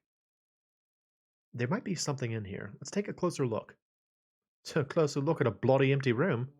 Might as well, I guess. We did climb all them stairs. Kid stepped through the door, grumbling under her breath. I scanned the room and then noticed something on the floor. The flagstones were covered in dozens of narrow scratches, and in places there were thick black stains. Something in the stains spoke of a horror that no amount of scrubbing would ever wash away. A malice and a sadness beyond imagining. There's something written here. Oh, there's something written here. Crouching in front of a wall, Naga was inspecting some brownish markings that looked like more of the same stains. Someone's carved letters into the wall and scrambled them using blood magic? Kid had gone over to take a look. I don't know who's saying this. Looks pretty old. Hard to read too, so it's been worn away. Let's see. I think this is supposed to be Maggle. I cannot hold out much longer. My only hope now is to leave the occasion signet in this room. The occasion signet. Oh! Suddenly the door slammed shut. We jumped to our feet with a start. From above us we heard an unsettling creaking sound. The walls and floor began to tremble. What was going on? The kid's eyes darted around the room as she desperately tried to figure out what was happening. The creaking sound from above continued, and the ceiling moved ominously closer. Up there! Cheese! Oh no!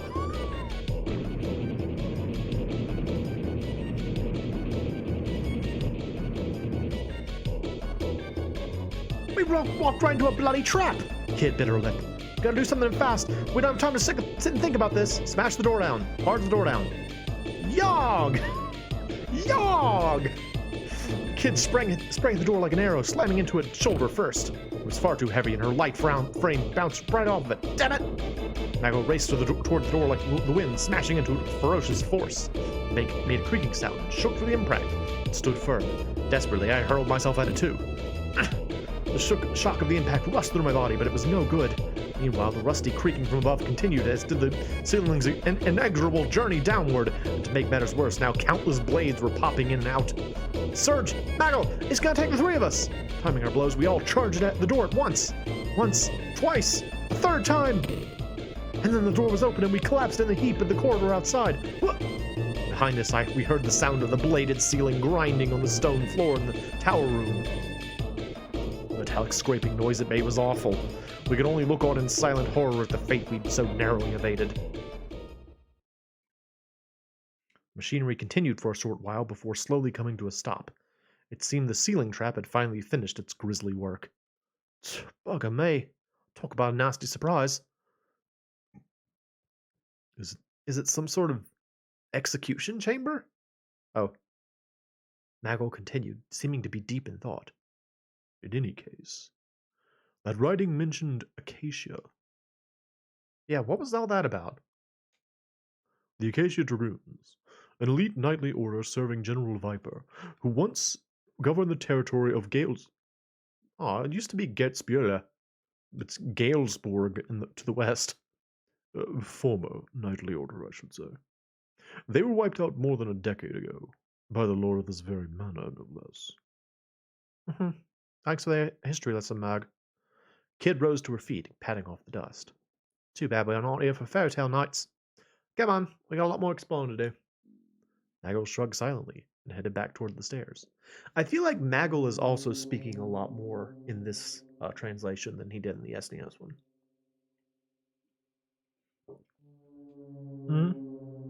Alright, so now we got to backtrack all the way to Lynx's room.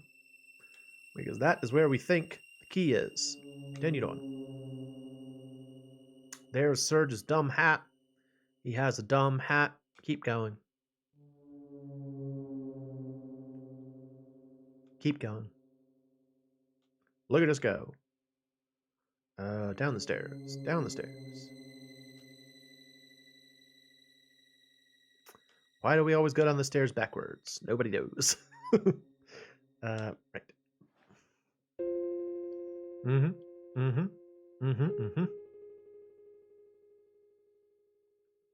on our way. Another thing is, I feel like I remember when I played this game before, there were a lot more fights than in this. Although when I played for my channel too, it also felt like there weren't as many fights as I expected. It's all new in the air. We started looking for any signs of the key to the vault. Oh, maybe she can help, said Kid, thrusting her chin towards the mirror. I gently pulled the soft cloth from the mirror and stared into the glass. It was dark, like the surface of the lake at night. Hello. Look how dark it is. How dark that mirror is. What is your desire?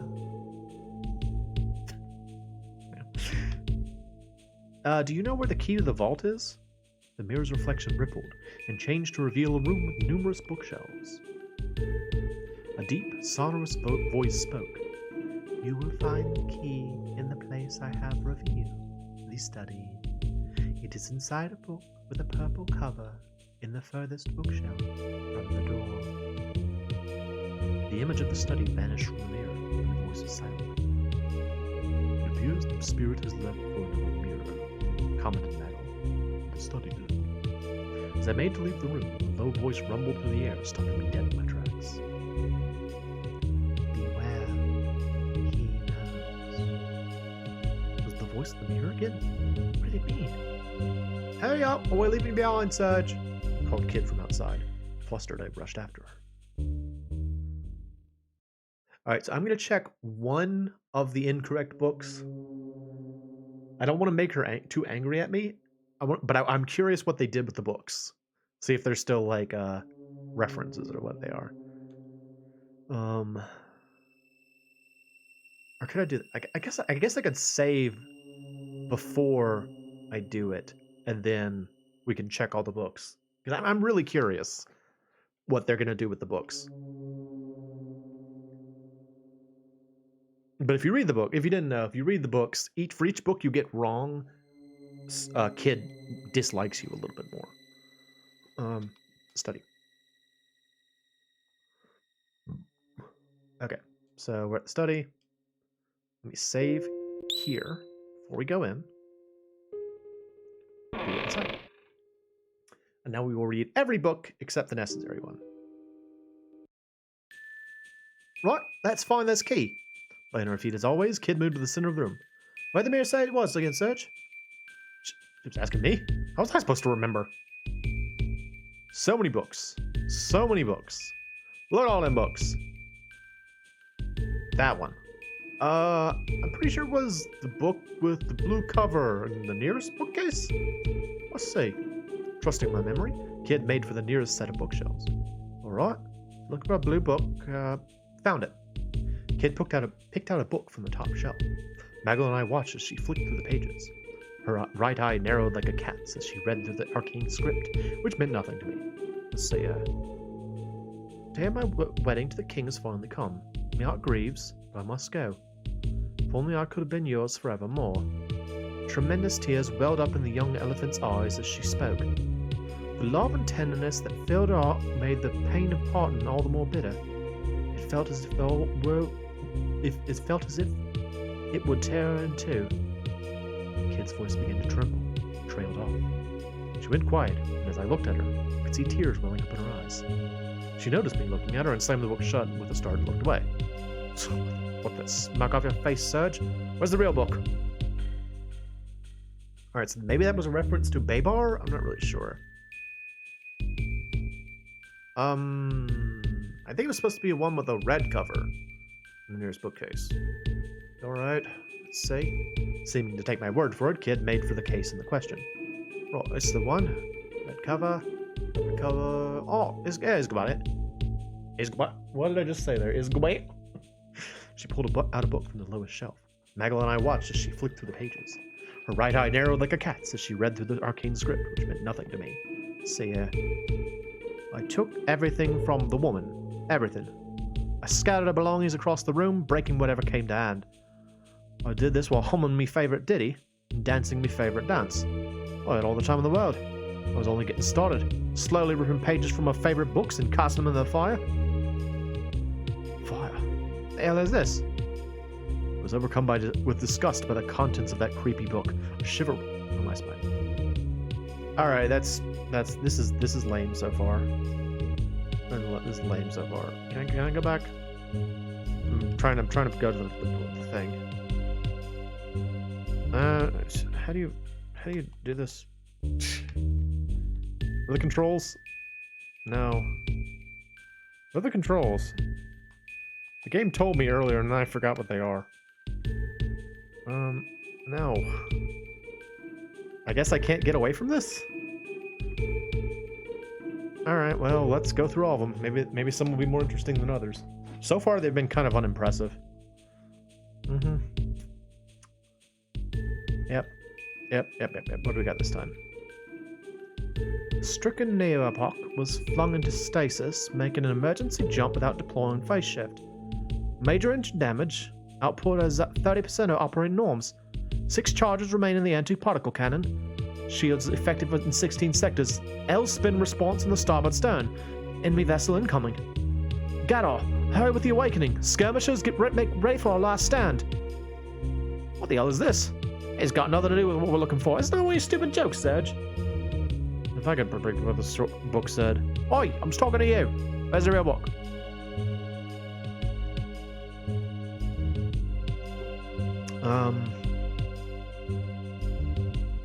Green.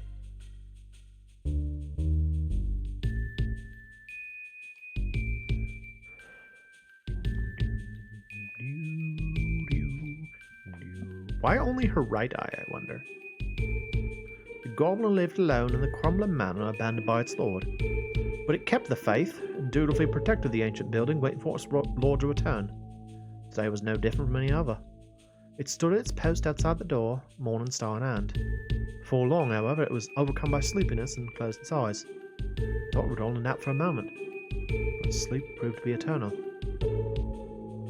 What the hell am I reading? You think that's a joke, Serge? As if I wrote that thing. Where's the real book? Alright, this is boring. These aren't good. These aren't as much fun as in the other translation. Let's do this one. Well, yeah, let's do this one. Clink. Clink. Clink. Yay. Alright. Let me do in game. Yeah. Do it again.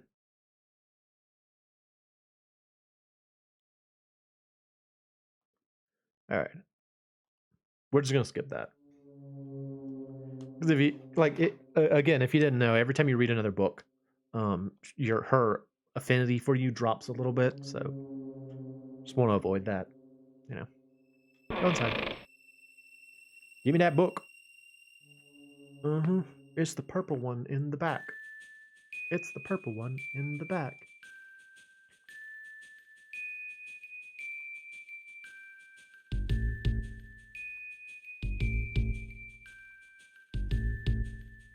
I think it was supposed to be the one with the purple cover in the furthest bookcase.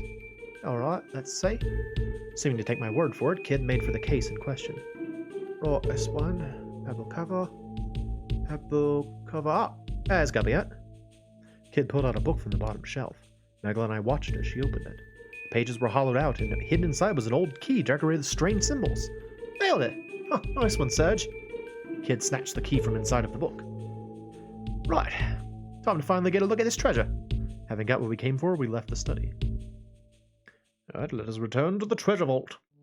Let us return to the treasure vault. Hooray! Honestly, so far the translation really hasn't been too terribly different, with the exception of kids seeming a lot more aggressive at times. Like again, Kid and Serge's interactions are more unfriendly, I think, in this version than the original translation. The demi-force translation, I guess you'd say. This doors are certainly clearly meant to keep something safe. Right, some kind of treasure behind it. My name ain't Kid. Yep, that's the smell of cold hard hash, all right. All right, go inside. This should do it. Kid slipped the key we'd found into the lock. Lines of magical light flashed across the surface of the door and vanished as various magical barriers were dispelled. There they are. Those are the magical barriers. Up, down, left, right, blue, red, green, every color under the sun. And then all was quiet. The darkness of the manor returned. Right. When with a creak, the heavy doors gently swung open. And as soon as I saw what was inside, I gave a gasp. Kid stepped inside. Whoa, we've hit the mother lode. Ta-da! Out of the darkness loomed a veritable mountain of gold, silver, priceless works of art, and exquisite trinkets. Kid looked as if she were on the verge of drooling at the sight of it all. But what thief wouldn't have been? After all, this was the kind of hoard that few people would ever come across in their lifetime. The smallest fraction of this vast mound of riches would have seen even the most careless spendthrift set for life. Our goal is the frozen flame. Ignore the rest. Michael spoke with icy dedication to our mission. He had not even batted an eyelid at the sight that greeted us. Yeah, I know. She was disappointed, of course, but soon set about scanning the room for the object of her hunt. Wait, is that it? Look, on the pedestal over there. Oh. What? Is that it? Look over the pedestal over there. I turned to see what Kid was pointing at.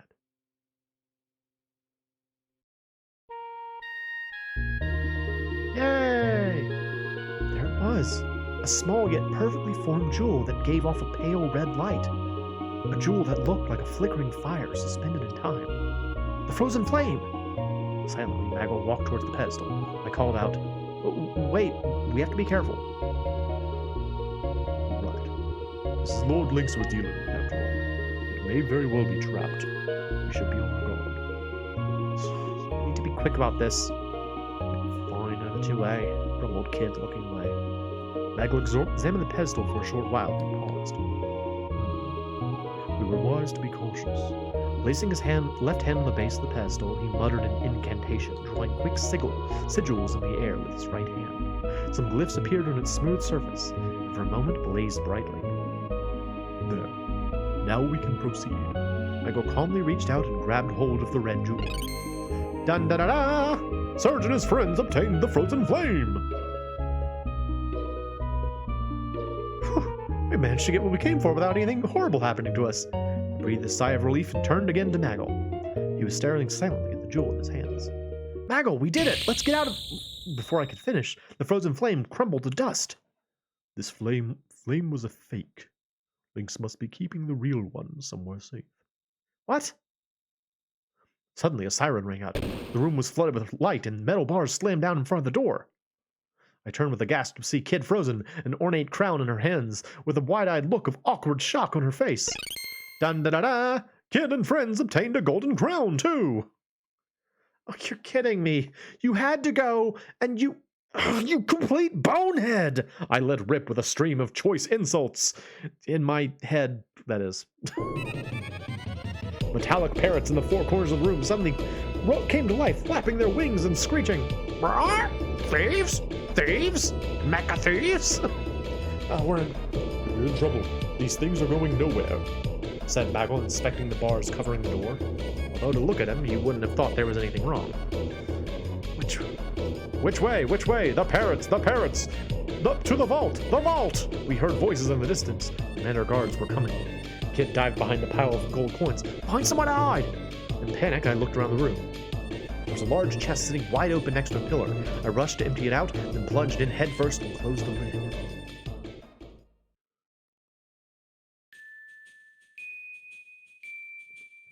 Captain! There's no sign of anything in there. No sign. Strange. Peculiar. No one has escaped before. None have ever fled the mousetrap's clutches. None. I gently pushed up the lid of the chest and peeked through the gap. There were 5 goblins wearing suits of armor, unlocking the gate and about to make their way inside. One of the goblins looked around the room, jerking his neck as he peered into the shadows. Hey, Captain. What if he was actually a mouse this time? Chef was grumbling about mouses the other day, Captain. A mouse? A rodent? Hurrah!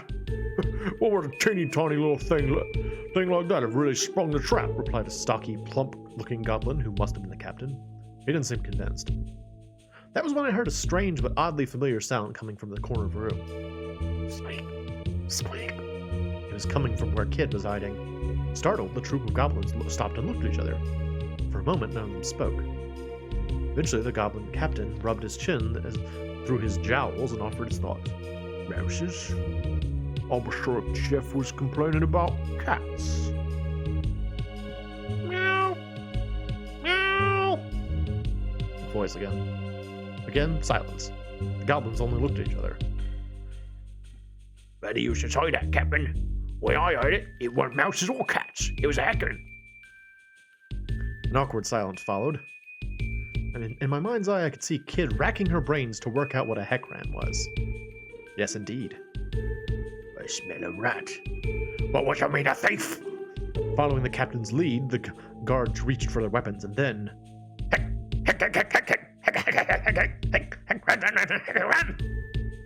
Oh, listen, there really is that Cramboyak. That proves it. The goblin guards grinned and nodded to each other. Cheeky little devil. Surprised me there. Let's get out of here, boys. The goblins filed out of the vault, breathed a sigh of relief. And they came charging back in with a mighty roar. There's no such thing as Ecrins. Yes, there are. What, you sneaky little buggers?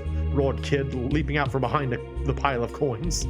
You're one to talk, thief. Brandishing their weapons menacingly, the goblins moved slowly forward, forcing Kid into a corner. I quietly eased open the lid of the coffer and slipped out. Can't leave you anywhere, can I? I muttered to myself. I knew Kid could handle herself, but I didn't fancy her odds against a whole troop of heavily armed goblins. For a moment I wasn't sure what to do, and I made up my mind. I have to save Kid. Right, I had to save Kid. There was no way I was going to abandon a friend indeed. Even if it meant facing off against a group of 5 goblin guards, I'd find a way to come out on top. I hoped. I drew the knife from my belt and leapt in the middle of the room. Hey, snot for brainses! Over here! The goblins all turned to look at me at the same time. 10 beady, cruel little eyes, all staring daggers at me. Food, in hurry to die, are we? I gulped, and wondered if making a run for it might have been a better plan of action after all. Oh, humans are so stupid. The goblin captain chuckled and licked his teeth. Yep, this one's got a death wish all right. Why else would he be so stupid as to come after old Lynx's treasure?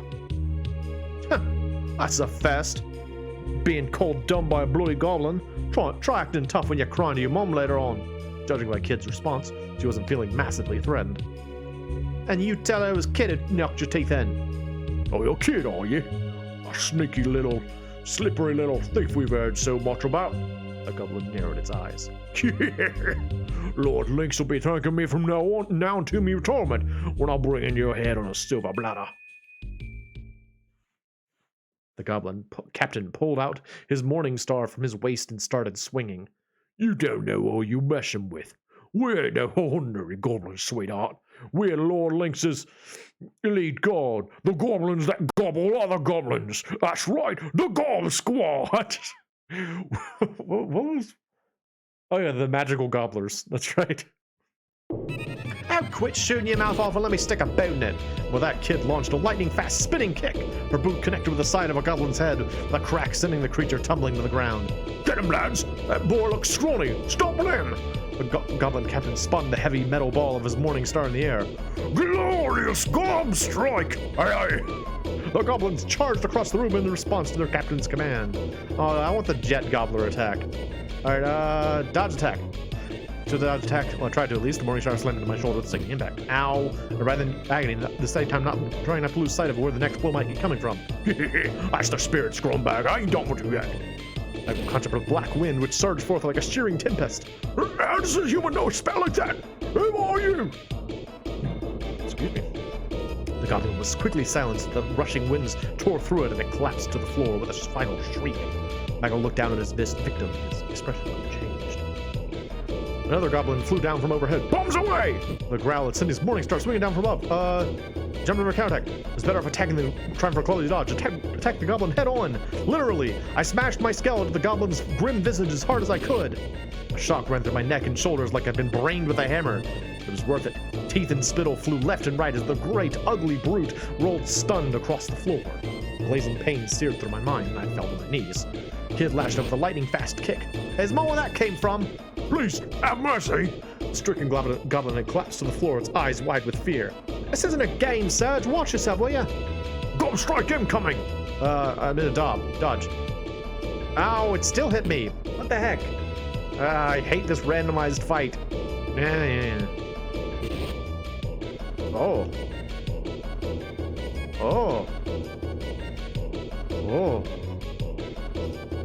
There it is. Long live Lord Lynx! Goblin, go to the Gob Squad! With these final words, the goblin collapsed. It was the last of them. Oh, we made it. I did very badly. Oh well. If you didn't know, that battle is actually randomized. So, your various skills and attacks aren't like a lot of the fights are guaranteed. If you just know the way to get through them, you'll always come out on top. But that one is just whatever. So, what are you gonna do? Piece of cake, said Kid, putting on a brave face on things as she wiped the sweat from her brow with her arm. And then she stopped and looked at me. Serge, what were you thinking, you great drongo? Getting the goblins to come after you like that? She really didn't have to, you know? Kid gazed softly at me, her blue eyes like the cool glow of the moon. She seemed to be trembling slightly. She looked down at the ground, hiding her face. Thanks. I'll never forget what happened tonight. Even if we go our separate ways, we never meet again. Never. And then Maggle stepped in. Shut up. Save the chatter for later. We can't waste any more time here. The frozen flame must be somewhere else in the manor. All right, mate. Thanks for stating the obvious. It's not my bloody fault Lynx is gonna make things so bloody difficult for everyone. Kid spun on her heel and made a sulky about face for the door. Suddenly, her attention returned to the pile of defeated goblins. This bunch of drongos said they're Lynx's elite guard, right? Bet they got some nice loot on them. With that, she started unceremoniously rummaging through the fallen captain's pockets. She was like a hyena sniffing for scraps. Hello, hello. What's this? She found an odd metal plate. It resembled an open hand and was covered in runes. I reckon this might open some other magic door somewhere. Well, we never know when it might come in handy. Either way, finders keepers. The kid vanished into the plate's pocket. And nothing else. Looks like there's nothing else worth taking, unless you count pocket-lit and bits of string. She rose to her feet and looked around the room.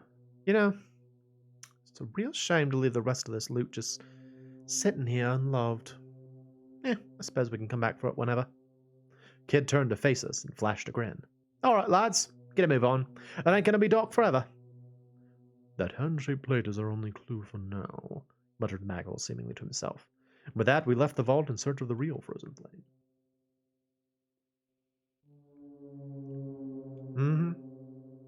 So our next effort is to go back to the memorial Mouth of Truth. And we are going to stick the hand on his tongue. Speaking of, I should save. Bing. Keep going. Keep on trucking. Down the stairs.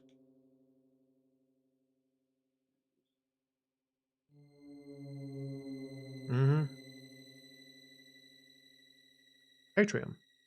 You gotta be kidding me, shouted Kid, glaring at me. Are you telling me to swim through a bloody lake of piranodons? Yeah, you can count me out, mate. How am I supposed to charm me victims with big chunks bitten out of me? I guess she had a point. Here's a better plan. Why don't we go back to Beardy and try sticking something down his gob? Sure enough, she pulled out her bundle of odds and ends. Do I have to? I asked, knowing the answer. Which was probably just as well, since Kid only glared at me in response. My hand hovered for a moment as before I finally reached for something. I chose the hand-shaped plate. Bing bong. I took the hand-shaped metal plate we'd found. After taking another look at the runes, I was no closer to working out what they might mean. Here's nothing. I stuck the plate into the Mouth of Truth's marble wall. As soon as I did so, its eyes rolled upward and the wall gave a light judder? Is that a word? Judder? I don't know that I've ever seen judder before. A low rumbling sound came from the sculptor's mouth. This indeed... Who's saying this? This indeed is the ultimate truth of the universe. Did you hear something? Yeah. I watched the Mouth of Truth in confusion. Its great marble tongue lolled out, almost like a snake. It coiled around the plate, seizing it and pulling it deep inside. What's going on? In a panic, I looked to Maggle for answers. Seems this ineffable truth of the universe has left even the Mouth of Truth tongue-tied. Maggle answered in his usual deadpan manner. I think he might have even been trying to make a joke. Hang on, so that plate thing you revealed the truth of the universe? And you went and crammed it down Beardy's gullet? Do you realize how much that we could have sold that thing for? Kid kicked the floor in frustration and snapped her fingers. And then drains on all sides of the room suddenly opened wide. The red water formed eddies as it sank away. Helpless, the piranodons were washed away with the current. Well, soon only trickles of water were left, slowly dripping away. Well, that's a stroke of luck, ain't it? Guess we won't be sleeping with the fishes tonight, grinned Kid, looking at the empty pool. We crossed the drained room, making for the exit on the other side, and pressed on.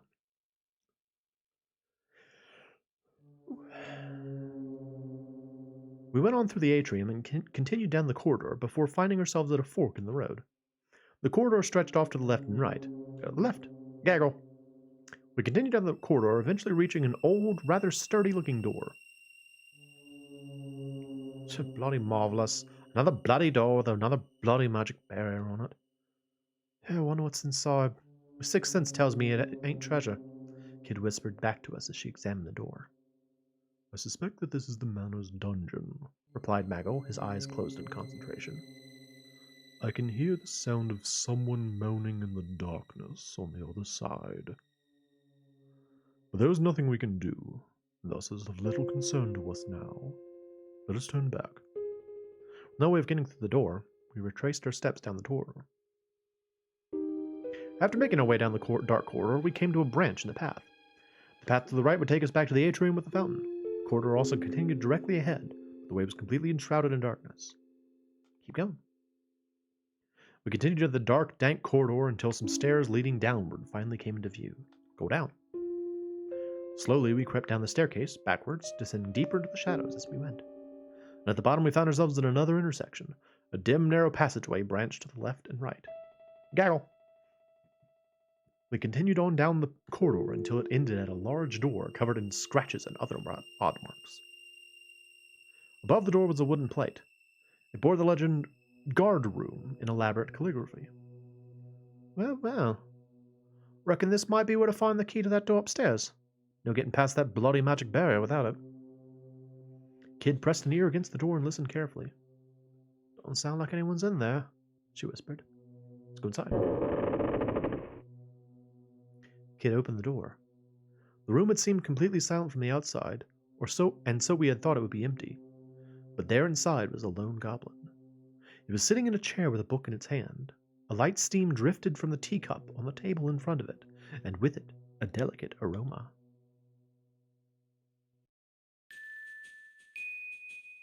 The goblin peered at us curiously over its spectacles. There was something different about this one. I could tell as much at a glance. Heavens! How rare it is to have guests! Heavens! How well spoken for a goblin. I could only feel dread and suspicion at the sight of him nonetheless. Sorry, mate, but we're not your guests. Cough up the key to the dungeon if you want to live. Kid slammed her knife into the table to illustrate her point. The goblin didn't so much as flinch. Ah, you must be Kid. What a pleasure this is. I have always wanted to meet you. Why, you're even more ravishing than the rumors would before the goblin could finish. Kid's knife flew through the air. A quick flick of his wrist, the goblin caught the blade with the back of his book, a mere inch from his face. I see that your approach is as radical as the name of your merry band would suggest, the goblin said, pulling the knife free and handing it back to Kid. She took up that word. Her gaze had changed. She was like a cat, cautiously studying its prey. And I was just getting to the good part, too. Ah, well. I suppose I shall have to give up on finishing it now. Goblin casually flung the book over his shoulder and into a nearby den. Allow me to introduce myself, if I may. I am Grismeld. I am the guard on watch. No need to stand up. Please do take a seat. You're welcome to tea, of course. The goblin beckoned us to sit down. Do you mean to poison us? If I may. Michael calmly took a seat, ignoring the obvious suspicion in the air. All right. I decided to trust Maggle's instincts and took a seat next to him. He had some kind of plan in mind, I was sure of it. Kid didn't look like she'd be pulling up a chair anytime soon. She was standing with her arms crossed, eyeing the goblin suspiciously. The goblin poured 3 cups of tea. Here you are. Without the slightest hint of hesitation, Maggle took his teacup and lifted it to his lips. He sipped, then placed the cup back on his saucer. Is it going to be Himalayan chimpanzee? I for reals hope so. Oh, it's Himalayan tea. Oh, it's not Himalayan chimpanzee anymore. Himalayan tea. Not a blend I'd expect to find here. Oh, what a pleasure it is to encounter a fellow connoisseur. Yes, it's a rare blend, and one mainly enjoyed by the noble classes. I couldn't believe the conversation I was hearing, but I also couldn't help wondering what this rare tea might taste like. My eyes rested on the cup that had been poured for me. couldn't shake the fear that I'd been poisoned, but I also couldn't ignore how delicious it smelled. Before I knew it, the cup was in my hands. This is great, I blurted out. I had never had such a delicious brew in my entire life. My aches and pains faded away, almost as though it were Himalayan chimpanzee. I glanced over at Kid, who was blowing maniacally at the liquid in her cup. Where did she get a cup? I'd forgotten that she was paranoid about burning her mouth on things. Is that a cat tongue joke? Weird. Now that we're comfortable, let's get down to brass tacks, as they say. I do indeed have the key to the dungeon, as you surmised, but you will also be aware that I cannot simply give it away. I glanced over at Kid again. Typical. She wasn't listening to a word Grismeld was saying. She was still huffing and puffing at her tea. It seemed to be up to me to respond. Suppose that means you want something in return? You would like to know what I want? I want your heads. Grismeld's eyes glistened beneath his spectacles. Or rather, I'm sure that's what my employer would have me say. But no, I have no such barbarous aspirations. Furthermore, I doubt I'd be a match for you. Grismeld chuckled as he said this. What I live for is the joy of conversation, which I fear my compatriots are ill-equipped to supply. Perhaps you might have one or two ripping yarns to share? Grinning, he added, I'm sure notorious thieves such as yourselves must have more than a few thrilling tales up your sleeves. You want to hear a story? That seemed like more than a fair price to pay for the key. Closed my eyes and thought. Aha! I know just the story. How did it begin? One night, a young girl was walking alone in the forest. And then... she was out hunting for... No, she was searching the golden sunflower. Then... poor girl went without food for 3 days and 3 nights. Fragments I remembered seemed about right. There's only one way this story could end. I took a breath and began my tale. One night, a young girl was walking alone in the forest. She was searching for a golden sunflower, the only way to cure her sick mother's illness. The poor girl went without food for 3 days and 3 nights. Then, in her moment of darkest despair, she saw a brilliant light. It was none other than the golden sunflower she sought. The young girl gratefully pocketed the sunflower's seeds. These will surely save my mother, she thought. It was all a dream. With a smile on her face, the girl drifted off, and dreamed forevermore. That was beautiful, murmured Kid, wiping a tear from her eye. Grismeld frowned. Not quite what I was expecting, and not the most riveting of tales, but, suppose we'll do. The key, as promised. I took it from Grismeld's hand. Something didn't seem right, though. Was he really going to give it up so easily? Was it really all right to trust such a strange goblin? Grismeld seemed to notice my suspicion. He leaned back into his chair, looking at the ceiling. When I was a young a braver, stupider goblin, I once served General Viper, who was the lord of this manor until his betrayal by Lord Lynx. Despite my boorishness, Lady Riddell always saw something in me worthy of praise. Wait, Riddell? What's Lynx's adopted daughter got to do with anything? Oh, you didn't know? Riddell's real father was none other than General Viper himself. What? Lord Lynx spared Lady Riddell's life so as not to snuff out that of the frozen flame. It's an uncanny stone, you see. It has a life of its own, and some sort of spiritual bond with Lady Riddell. If only there was some way I could free milady from this manor. Alas, I alone am powerless to do any such thing. Of course, I would have no qualms if, say, you were to topple the usurper. I assume you intend to? Slay the old beast, I mean? It's a strange inquiry to make so casually.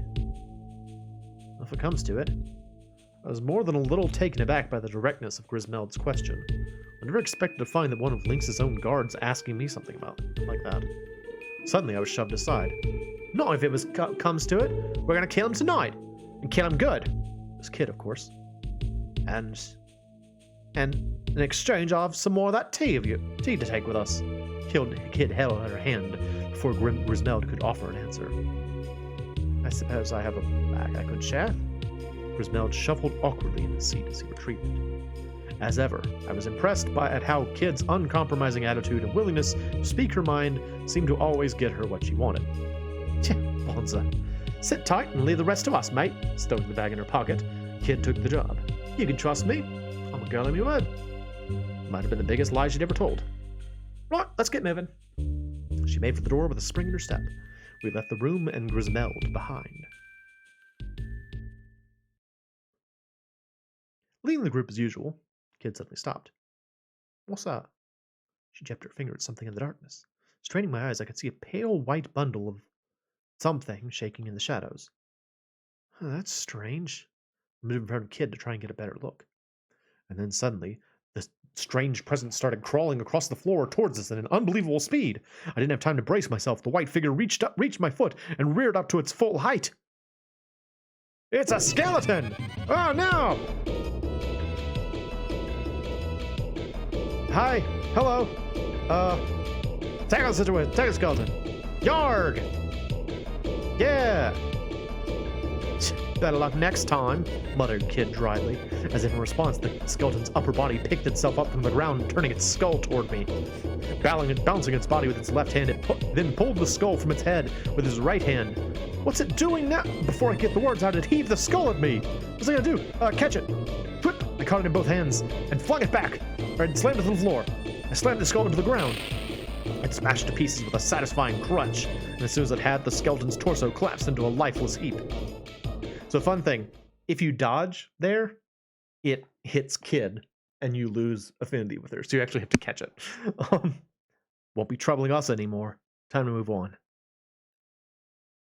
Wait a second. What's that? There's a leather bag on the ground, containing some recently cooked meat. Ah, lucky me! I bit into the meat without a moment's hesitation. After devouring the unexpected windfall, the skeleton meat, I felt a little better. Oi! Where's my share? Oh, busted. I pretended not to hear. I was doing great. I felt like nothing could stop me. It's not bad, Serge. Not bad at all. Didn't know you had it in you. There was a mischievous glint in Kid's eye as she rewarded me with a few rare words of praise. Okay, good. So I'm healthy and she likes me. That's good. All right. Let's see. I want to go on.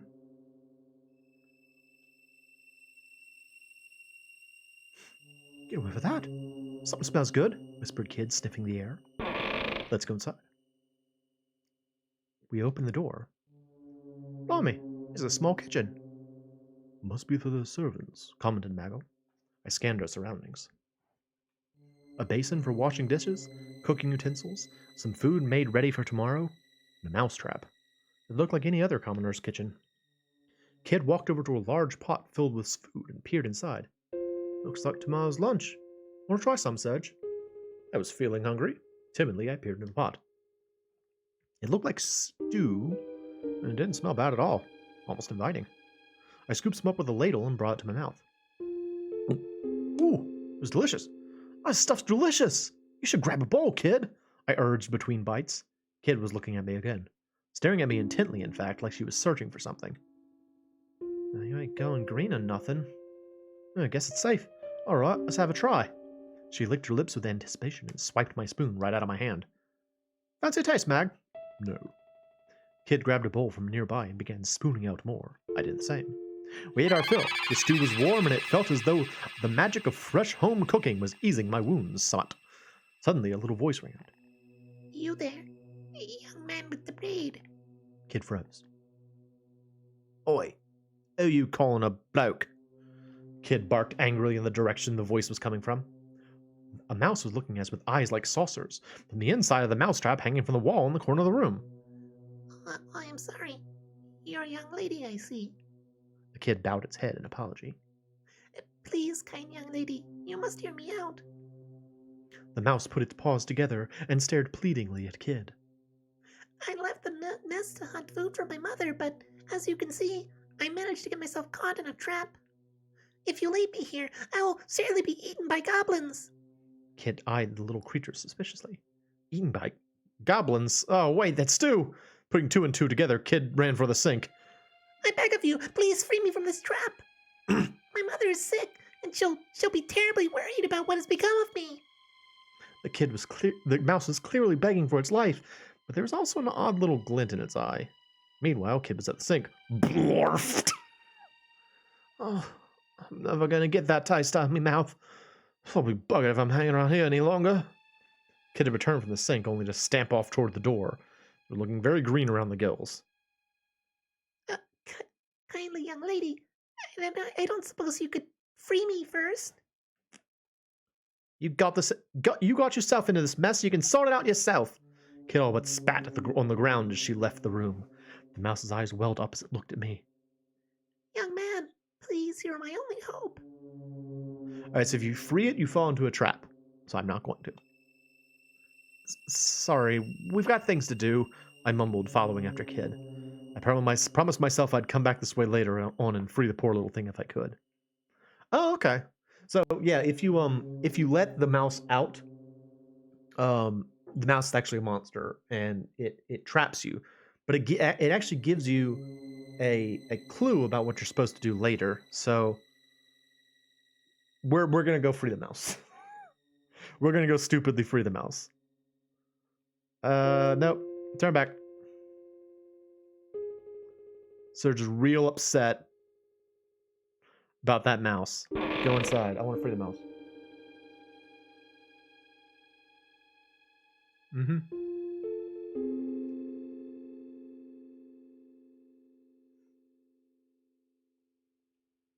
Yep.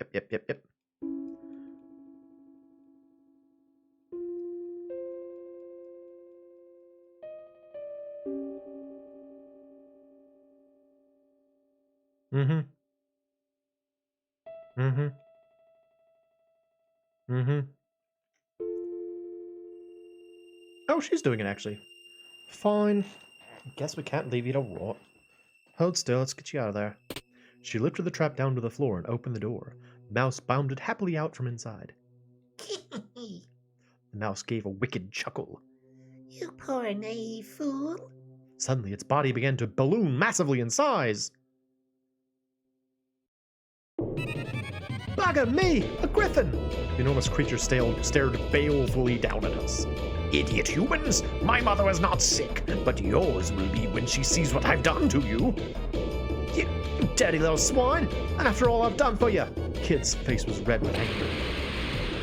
The griffin gave an almighty cry and leapt right at us. Its razor-sharp talons jumped over the backstep. Cut off guard, I tried my best to dodge the attack. The blow never came, as the griffin suddenly lost its balance and came crashing to the ground. Oh, bother. I'm too busy hungry to even fight properly. What on earth? I breathed a sigh of relief, running a hand down my chest. All right, little mouse. Now it's time for the real show to begin. Kid walked up to the griffin, cracking her knuckles. Please, kindly young lady, this is all a misunderstanding. A terrible misunderstanding. Panicking, the creature leapt to its feet. You can't kill me. I have useful information. If you let me go, I promise I'll tell you everything I know. Everything. Sure. I wonder how much a promise like the likes of you is worth. Kid took another step towards the griffin, not skipping a beat. Roar! Please! Kid kept on coming. The griffin kept on shrinking away. Enough! Maggle called for Kid to stop. Let us hear it. Thank you, kind sir. The griffin was beside itself with relief. Spoil my fun, won't you? Grumbled Kid, pouting as she turned away. Listen, O merciful Savior. Right thrice, left twice, right twice. Should you find yourself trapped in one of Lynx's swirling snares, remember my words. With that, the griffin returned to its mouse-like form and disappeared into a small hole in the wall. Trapped in Lynx's snares? As if I'd be thick enough to walk into one of his traps. Let's get out of here. We've wasted enough time already. Kid turned on her heel and made for the door. We left the kitchen. Oh my goodness, excuse me. Alright, so now we gotta go back up to the dungeon. Ooh. I had a very delicious dinner, but it has very, very much given me my stomach agita. Very burpy. Apologize for that. Very burpy.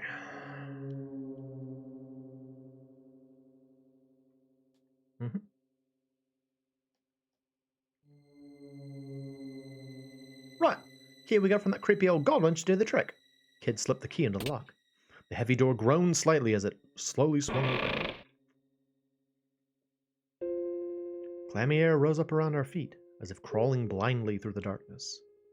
This didn't seem like the kind of place anyone in their right mind would visit voluntarily.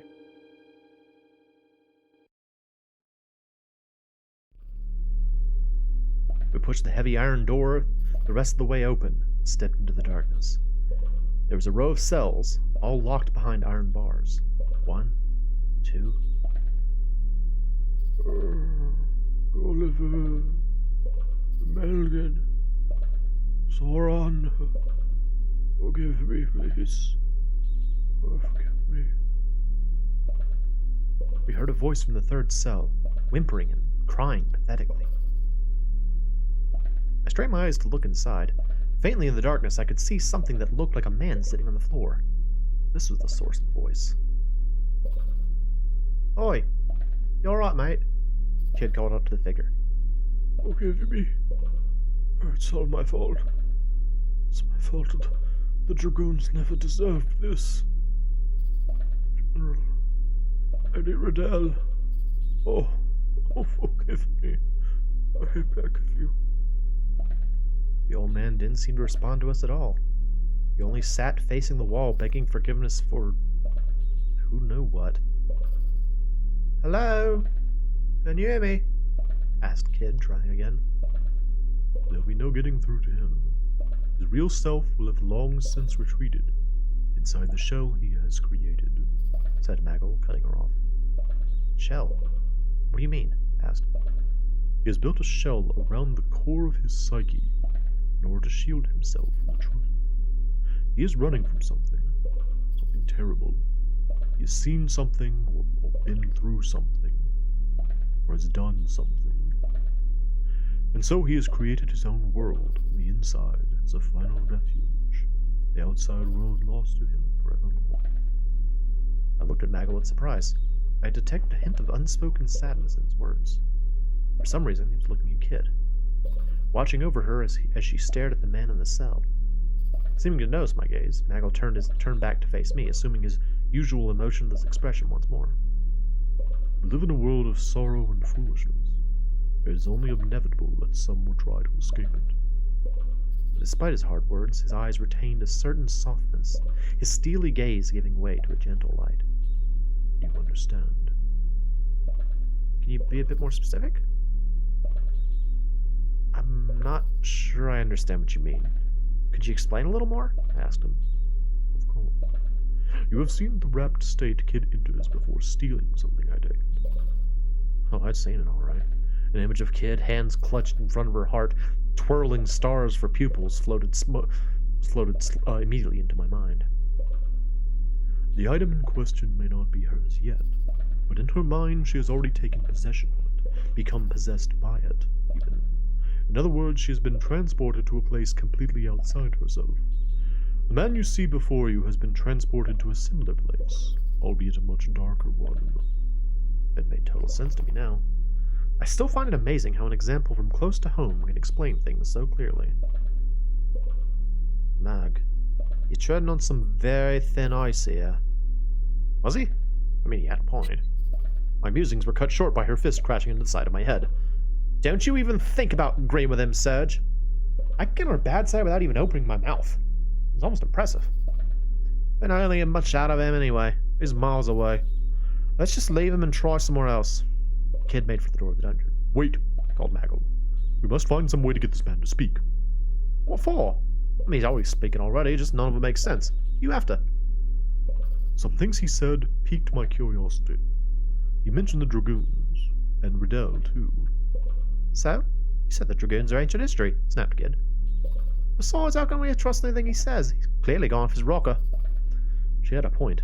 The old man had long since cut his ties to the real world. What did Maggle expect him to say? Without missing a beat, Maggle replied, We simply have to bring him back to reality. And how are we going to do that? You want me to do a little dance for him or something? See if that gets his motor going. Please. Or, no. I think I'm just supposed to not say anything. I knew if I said anything, I'd get nothing but the earful of a lifetime in return, so I clamped my hands over my mouth to save myself. Are you playing out, Serge? Kid seemed unimpressed. Whew, that was a close one. I don't think that would work, said Maggle dryly. Kid's fist flew straight toward its face. Maggle shifted his weight effortlessly, avoiding the attack, and continued. We must break through the shell he's created and drag him back to the real world. In order to do that, we'll need to find some sort of key. Something that will reach him, even through the barrier he has erected. Yeah? Where are we going to find this key? Asked Kid suspiciously. I don't know. Came Maggle's simple reply. But there is someone in this manor who can tell us. You don't mean... You're not talking about Riddell, are you? I am. Maggle replied with a nod. Alright, fine. Dunno what the heck you expected to tell us, though. Kid turned on her heel and made for the door. We left the gibbering old man in the dungeon, alone with his sorrow. So now we have to go back to see Riddell.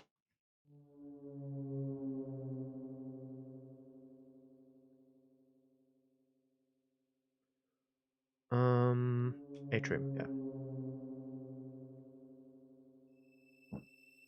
Mm-hmm.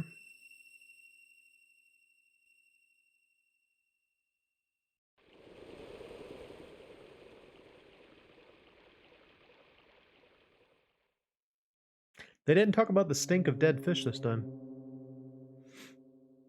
I guess that's because the fish were actually flushed down the thing this time.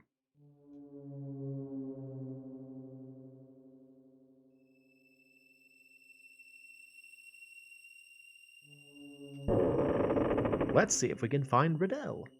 Yay! We found ourselves in a tidy, welcoming room.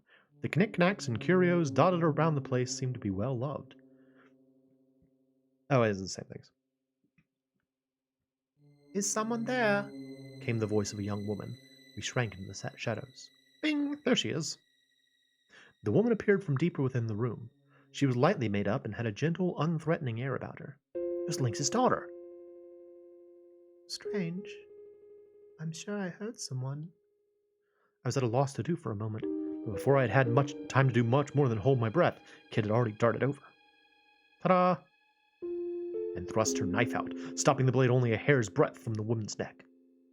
Where's the frozen flame? Answer me!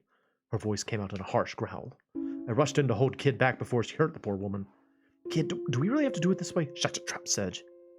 Riddell couldn't help but giggle as she watched us bickering. What are you laughing at? Kid shot Riddell a harsh look. It's just, you don't seem like thieves at all. You little... Do you want me to cut you, girl? I'm surprised that knife could cut anything. For a moment I felt faint, imagining Riddell on the floor covered in blood. But then, clang! Kid had thrown her knife to the floor, and I saw that it was only a letter opener. Didn't think you noticed. Whatever. I'm not here to mess around with killing the likes of you anyway. I have no desire for bloodshed either, said Riddell in a voice that was almost a whisper. I'm not your enemy. In fact, I want to help you. There wasn't a hint of hesitation or deception in her voice. Let me guess. Wait, let me guess. You're trapped in the manor too? Riddell only lowered her eyes sadly in response to Kid's question. The frozen flame should never have been allowed to fall into Lynx's hands. Riddell spoke quietly, but deep emotion clearly underpinned her words. The flame was once the property of an ancient kingdom to the north, who kept it for generations. It was said to have the uncanny power to guide people and change history itself.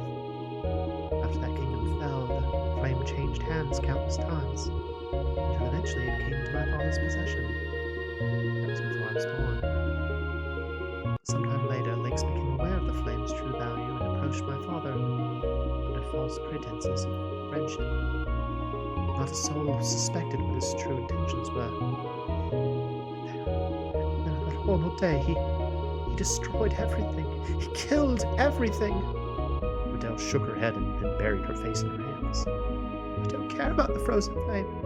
I don't care about that stupid accursed stone. It means nothing to me. I just want to take it away from Lynx and smash it to pieces and right in front of him. And only we can make that happen. Riddell looked up with surprise as Maggle spoke. No one else in the world can seize that jewel from Lynx. Riddell stared speechlessly, and then in a low voice she whispered, There's a survivor of the Acacia Dragoons in the dungeon we want to help. If we're to help him, with your help, said Nagel, taking a step forward. That man is a traitor. It's because of him that Father, that Zora under... Please, it's the only way. Adele turned her back to us and hung her head low. Not pictured here. Chamber of Death. There might be something to bring him back to his senses there. After all, it was there that he chose to abandon his pride, his life. I assume the Chamber of Death must be the cell to the trapped seaman. Riddell nodded. Yeah, that's gonna be a problem, started Kid. They damn near killed us last time. You'll need to take the Ironlancer with you. It's a sacred sword said to have been forged by an ancient sage, and a sister blade to the crimson cursed Masamune. Boo! Boo! Sorry. The timeless blessings of the Ironlancer will surely keep you safe from the Chamber of Death's wickedness. There used to be such a sight to see it in the hands of Zorander. It danced like the wind, shone like the stars, and struck like lightning. Lost again in memories of fonder times, Riddell once more bowed her head. Forgive me. I have little more to tell you. You've told us more than enough. We'll take our leave now, said Nagel, turning and making for the door.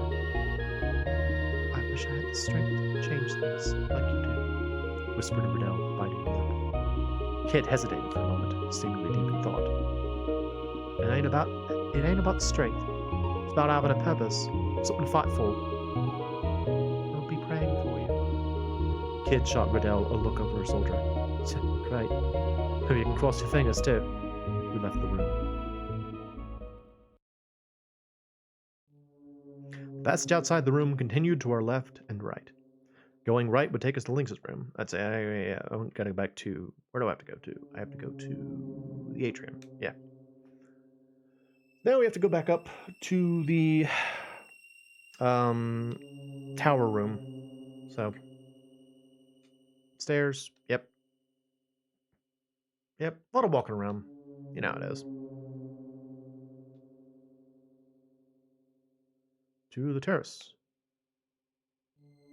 It is very confusing to me that you turn left from the stairs to go to the terrace on this one, because normally it would be right from the stairs. I keep getting confused. I'll continue on. Oh wait, nope. Nope, go back. Back. Go back. Turn back. We have to get the Ironlancer. Right.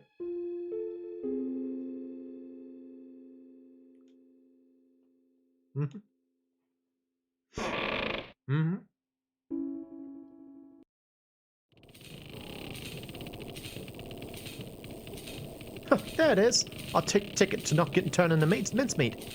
The ancient sword was right where Kid had left it after pulling it out from the pile of junk. She ran over to where it lay. Looking down at the sword, Nagel muttered, 2 ancient blades. The sacred Ironlander, the cursed Masamune. What are you on about, Mag? You know something about this Master Mune? Nagel said nothing. That seems to mean something to you. It does. Something to do with old friends I don't know about. Not exactly. An enemy, then. Not exactly. Being weird, Mag. Oh, whatever. Oi, numbnuts! Grab this thing for me, will you? I was still standing by the doorway, and Kid called over to me. Who, me? Hey, you. You're gonna make me lug the bloody thing all around the place. Just a scrawny little girl, ain't I? Call yourself a gentleman. My jaw dropped. I knew there wasn't anything I could say to her. Silently, I walked over to Kid and picked up the sword like I was told. Whoa! I nearly fell over. The thing was heavy. Good boy. Right, off to the Chamber of Death. Eyes on the prize, lads. Dragging the sword behind me, I followed Kid out of the room. Oh, gosh. Oh, Griffin! Oh, fudge. Okay. Said you okay? Every nerve in my body was screaming with pain. I held back the groans and staggered to my feet. I looked up to see the massive griffin in front of me. Its hellish red eyes staring down its beak. Its going to attack. What would I do? Jump back. Almost by reflex, I jumped back. But then the griffin's talons were soon followed by its head. Ah! A sharp pain ripped through my waist. Clutching my wounded stomach, I did my best to regain my footing and turned to face the griffin again. As the beast's mad red eyes glared at me, I desperately tightened my grip on the knife. I attacked. I reversed my grip on the knife and plunged into the griffin's neck with all my might. The beast screamed and contorted with agony. I'd done it. I'd landed a blow, and a telling one at that. The griffin shook its head with rage, pulled my knife, and rolled away from it. I quickly got back to my feet and readied myself to attack again. As the beast's mad red eyes glared at me, I desperately tightened my grip on my knife. I attacked. I did it. Oh. Oh. Yeah, I killed it. Awesome. Yay! I did it. I got hurt though, so I hope I'm still okay. Okay, I'm still alright. Yeah, the bigger deal is making sure she still likes you, because if she stops liking you by the end of the game, she will let you die. I don't want that. Turn right down the corridor. Yeah.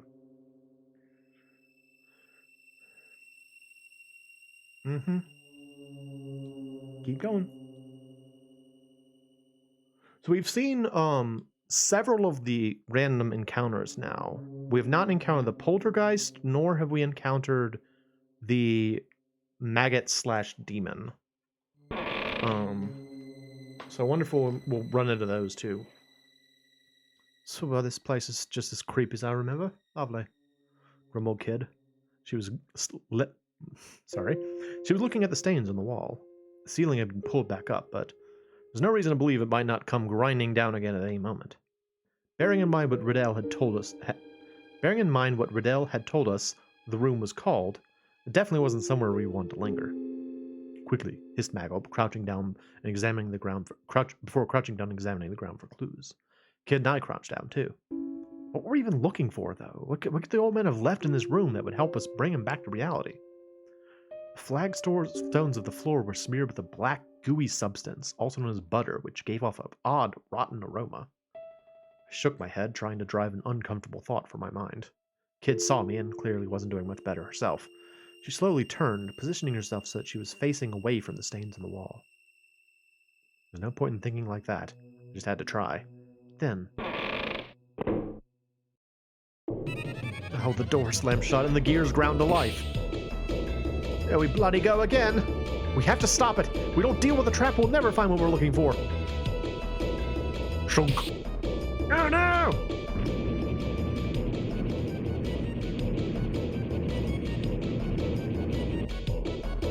Ceiling sank lower and lower. We ducked our heads, desperately trying to avoid the blades that jutted out from the bottom.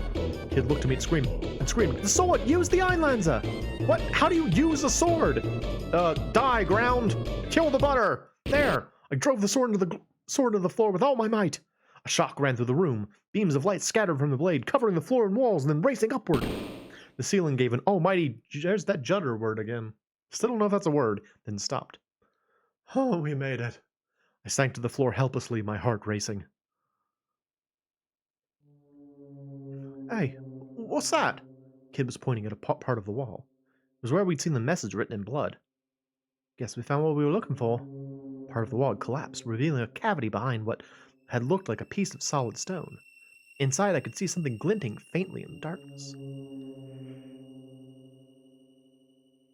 Excuse me. Sorry about that. Kid reached in with her fingertips, carefully extracting whatever it was from within. It was a slender ring with a delicately engraved design that looked like overlapping ferns. The ring was adorned with several small rubies in a pattern that resembled a bunch of grapes. The crest of Acacia. This must be an Acacian signet. Kid put the ring on her middle finger where it sat uneasily. Didn't seem to be her size. The rubies gave off an eerie glint. Right. Let's not spend any more time in here than we have to. We'd managed to foil the trap and retrieve the Acacian signet. I left the Einlanzer where it stood, and we exited the room. Yeah, get out of there, Einlanzer. Stupid Einlanzer. Hate that sword. It's dumb. It's a dumb sword. Yeah. Alright, so now we gotta go all the way back down to see the old man.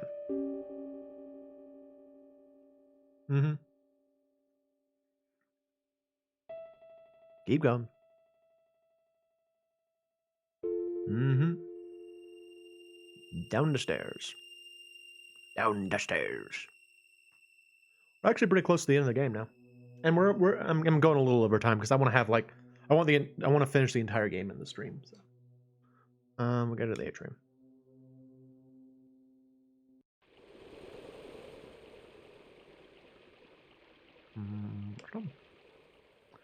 Yep.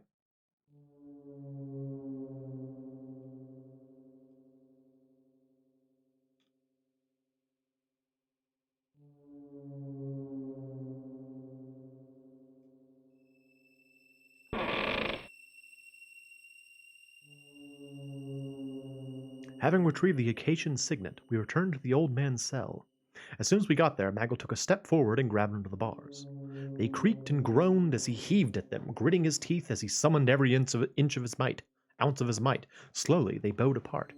He stepped into the cell through the gap, and Kid and I followed. The old man was exactly as we'd left him, staring into space and muttering meaningless words. Kid walked over to him and crouched down. She grabbed him by the collar and yelled at him, "Wakey, wakey, Granddad! We got a few more questions for you. Here, get an eye full of this. Ring the bells, eh?" Kid waved the Acacian signet in his face, shaking him roughly all the while. The old man's head lolled as he simply allowed himself to be manhandled. Stop. I tried to get between Kid and the old man. She glared at me. "You're in the way, Surge. We're here for answers, remember? But, if you really want to help him, you can't check it out now. But look at him. There's no helping him anymore, surely. This all ended for him long ago." I would not be so certain. This is not over. It still means something. He has simply decided to pretend not to see it. Yeah, but he's... It's not over, you say?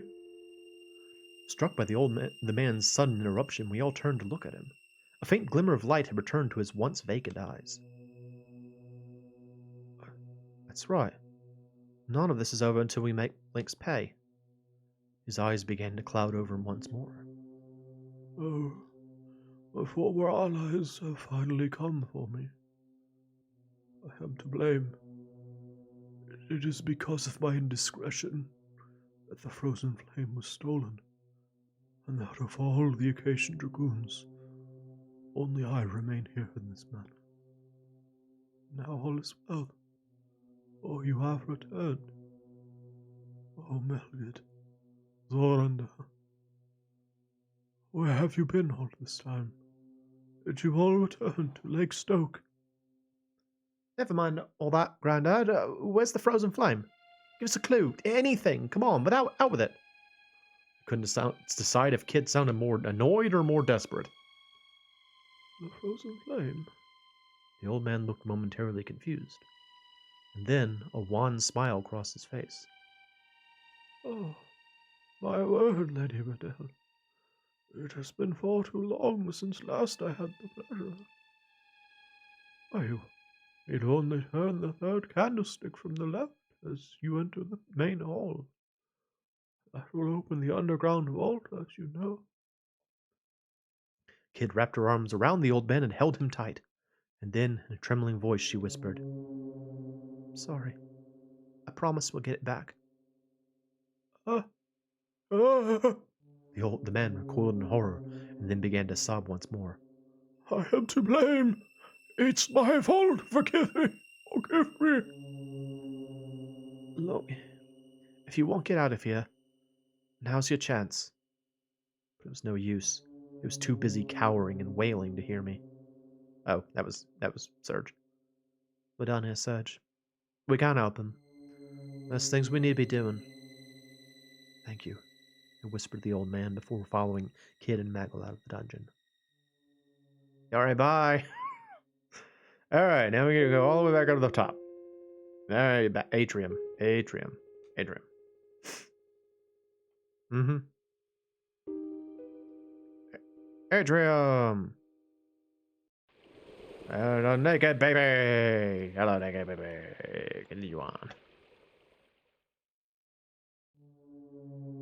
Mm-hmm. Go up them stairs. Up them stairs.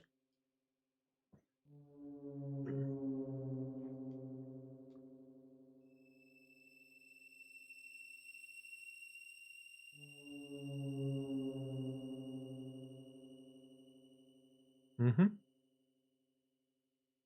I believe this is actually the last point at which you can save in the game. So if you're playing along, save here. Go on inside.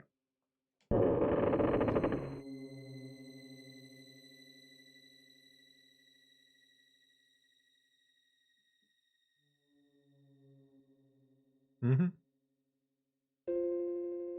Clock. Okay. Third candlestick from the left, whispered Kid. 1, 2, 3. There. She reached out towards it. I held my breath as I watched. Say your prayers, Lynx. We're coming for you. Kid turned the candlestick. The room trembled with a sudden rhythmic rumbling sound, as if a massive gear was turning. What's that? For a moment, I felt a strange sensation as if I was floating. Did you feel that? I started to stagger. The entire room seems to be moving downward, came the reply from Maggle. I couldn't quite believe it, but I also couldn't deny the feeling of downward motion. The main hall was sinking into the earth. And then another rumble. Room's descent rapidly accelerated. Cold sweat dripped down my back. My heart filled with a mixture of fear and anticipation. What was waiting for us down there? Frozen flame. A prize at the end of this little adventure. What was it, really? Did it live up to our expectations? I tightened my fists, which were slick with sweat. What were Kid and Maggle thinking? The room remained veiled in silence. As if in response to my thoughts, a quiet voice came from next to me. Sometimes It was Kid.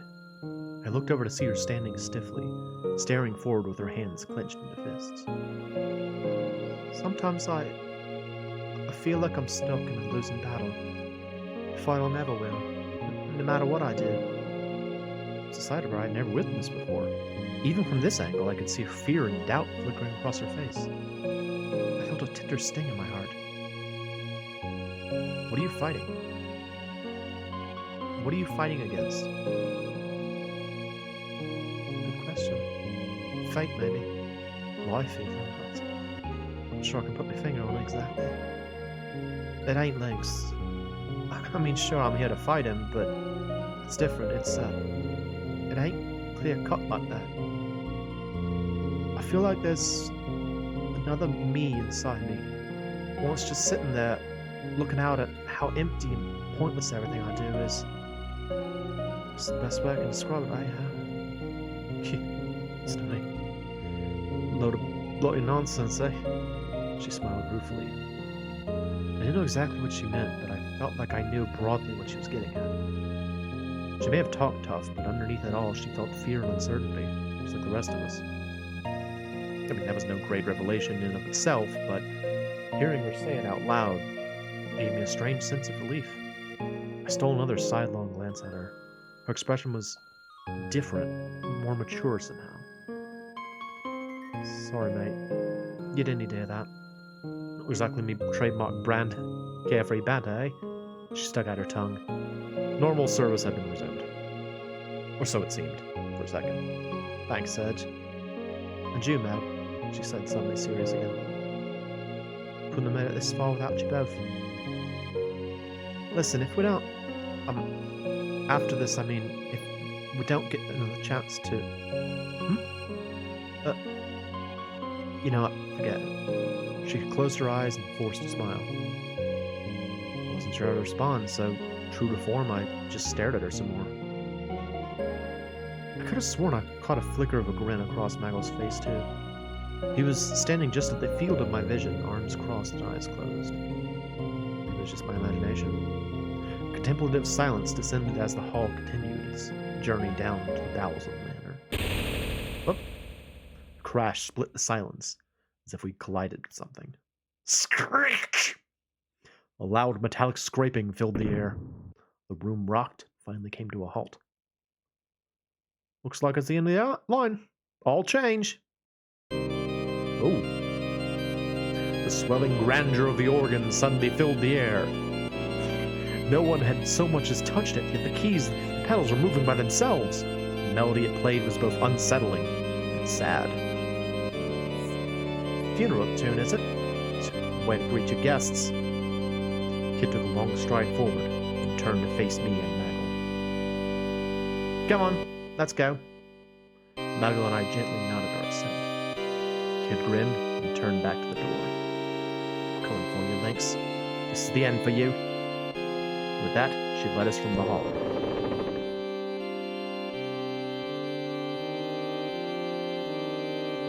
We continued down a long, dark corridor, walls slick with condensation. The air was thick and heavy, as though ripe with the stench of death. Were we really getting close to Lord Lynx's hidden vault at last? Was there any turning back now? For any of us? There was something strange about Kid that night. Nagel didn't seem to be his usual self either. To begin with, it was vanishingly rare for him to speak so much, let alone to show any kind of emotion. What happened to make them change like that? Unable to take the silence anymore, I decided to speak. I had to ask the question that had been on my mind all this time. What is the frozen flame? Is the frozen flame really just a jewel? There was only silence in return. And then, when it seemed like no one would reply at all, Nagel spoke. His low voice echoed in the corridor. It is a sacred stone that cures all ills, heals all wounds, and grants eternal life. Or so some still believe. In truth, it's part of a tremendous rock that fell from the skies long, long ago. That rock was the source of a hitherto unknown power, with which mankind's hidden potential was unlocked. You could say that it was humanity's dreams made manifest. It is not always good to have one's dreams come true. Many were bewitched by that great power. Some were led astray by it. It even led to a kingdom's ruin. A kingdom once prosperous, but now little more than fragments and dust. They lost to history. For a moment, I thought I heard a hint of pain and sadness in Nagel's voice. Maybe it was just my nerves. Wait, how do you know all this, Nagel? He said nothing. He only stared at me with his piercing dark eyes, and continued onward in silence. For a while, only the sound of footsteps echoed in the corridor. And then, Kid gave a doubtful humph. Humph. Look, I don't know if all that stuff about the frozen flame is true or not. It's neither here nor there to me. She raised a fist. We're here to settle the score with Lynx by nicking the thing. That's all I know, and that's all I want to know. What had Lynx seen in the frozen flame? Why had it been worth risking so much for? We trudged on down the dark passageway, each of us alone with our thoughts. Concentrating on my footsteps lessened the burden of my worries somewhat, and I felt a renewed vigor, to a degree. Suddenly, Nagel stopped in his tracks. Wait. Huh? Kid turned around, puzzled. Just then a powerful light surged across the floor, and a ring-shaped sigil appeared. Damn it all, it's a blood circle! Kid and Nagel were at least quick enough to try and jump clear. They weren't quite quick enough. The three of us were trapped in the circle of blinding light.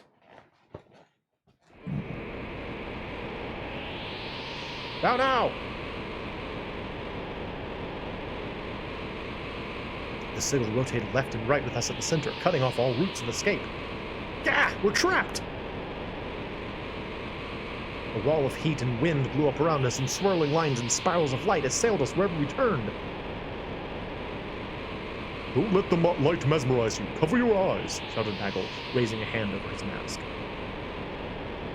Turn with the light, not against it. There has to be a way out. What? I barely understand what's going on!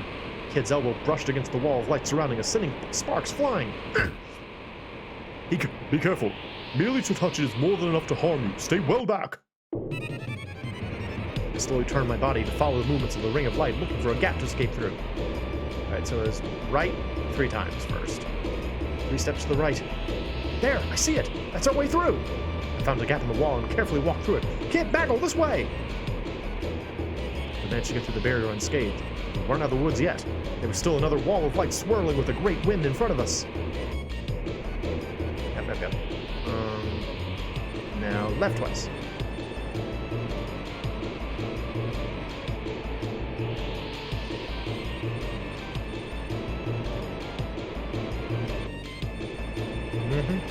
Now right twice. And we're good. Hooray! Yay! Suddenly, my body felt light, and I staggered 2 or 3 steps forward. We were back in the deserted passageway we'd been walking down before the blood circle had appeared. The sigil vanished from the floor, and everything was silent, as if nothing had ever been amiss. And then I looked up. Looks like we finally made it, boys. Kid strolled up to the door with a wicked grin on her face. The true frozen flame awaits. Oh, wait. The true frozen flame awaits. Nagel's eyes gave a glint from behind his mask, like glass catching moonlight in the darkness of night. Let's go. Kid reached for the handle. So this the place, huh? Kid narrowed her eyes, straining to see our surroundings in the darkness. A vast, pitch-black expanse surrounded us whichever way we looked. It was as if we'd entered into an impossibly vast cave. We were in a place forgotten by time, unknown to the world, hidden deep within the bowels of night. A gentle crimson light hovered in the darkness. The frozen flame! Right, now it's ours! The light of the flame ebbed and waned gently, as if responding to a kid's voice. The heck is this place? There's mountains of bloody rubble everywhere. Nagel took a step further into the room, and said in a whisper that was almost a groan. No, it can't be. Ah, but it is. The ruins of the lost kingdom of mages. The voice drifted down through the darkness from above. Kid looked up in shock. Ta-da!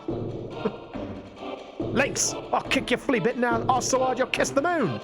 Kid pulled her knife from her belt and threw it as hard as she could. It fell to the floor with a clang, as if knocked out of the air by some unseen hand. Still the same impetuous child as ever, I see. That's no way to greet an old friend. Smarmy bastard! Kid gritted her teeth with rage. And you, Shadow Dweller, I'll have none of your tricks this time. You must think me a fool if you believe I'll fall for that again. Nagel, who had been quietly slipping into the darkness that surrounded us, stopped dead in his tracks. So this was the infamous Lynx. Still not 100% sure if he's supposed to be a cat or not. He just sort of looks like a weird dude. The lord of this deadly manor. The man who had murdered the closest thing Kid had to family, who had assassinated General Viper and eradicated the Order of the Acacia Dragoons. A pleasure as always, my dear Kid, and I must say you followed the trail of breadcrumbs I laid for you admirably closely, my greedy little sneak. What the bloody? She stepped forward, bristling. Lynx narrowed his eyes as his lips twisted into a snarl. You know what I want, Kid. Give me the stone you carry. Stone? Stone? Did Kid have some kind of jewel I don't know about? Didn't know what you're on about, mate. She just about managed to recover her composure, narrowing her eyes scornfully at her old foe. Spare me the act, child. I know that you have it. I know she gave it to you. Hand over the time egg. Now. What? Whatever it was, I'd never heard of it.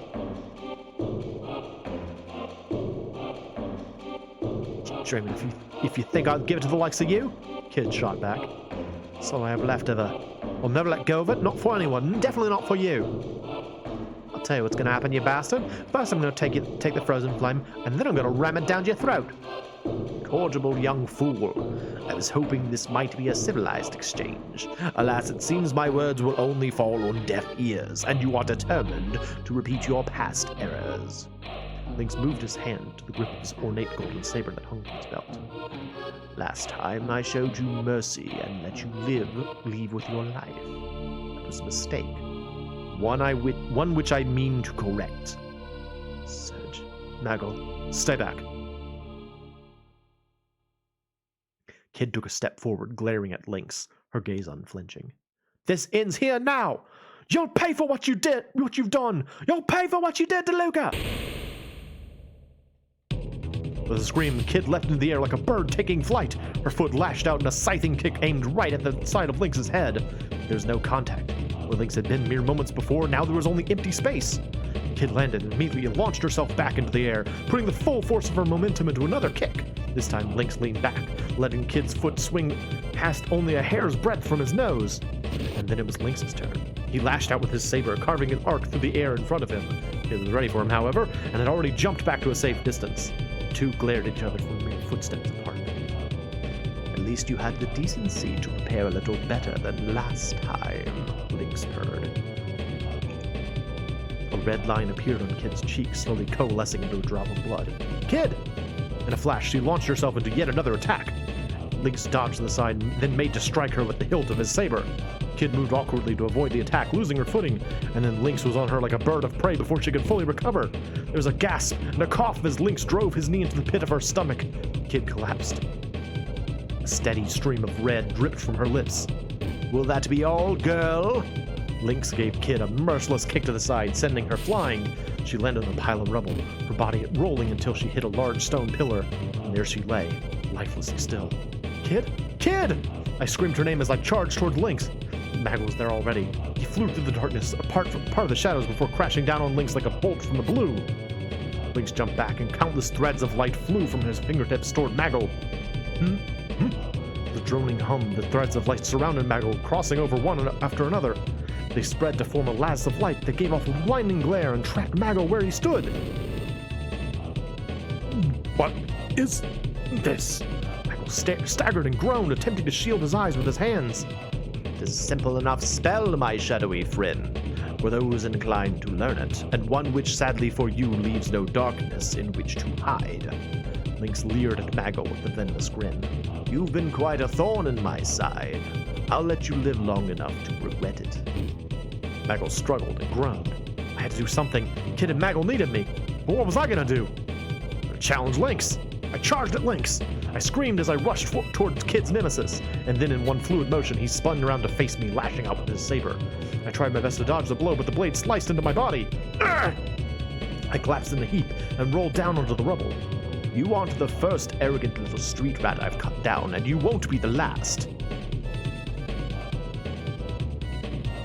His claw-like fingers clamped around my throat. I couldn't breathe.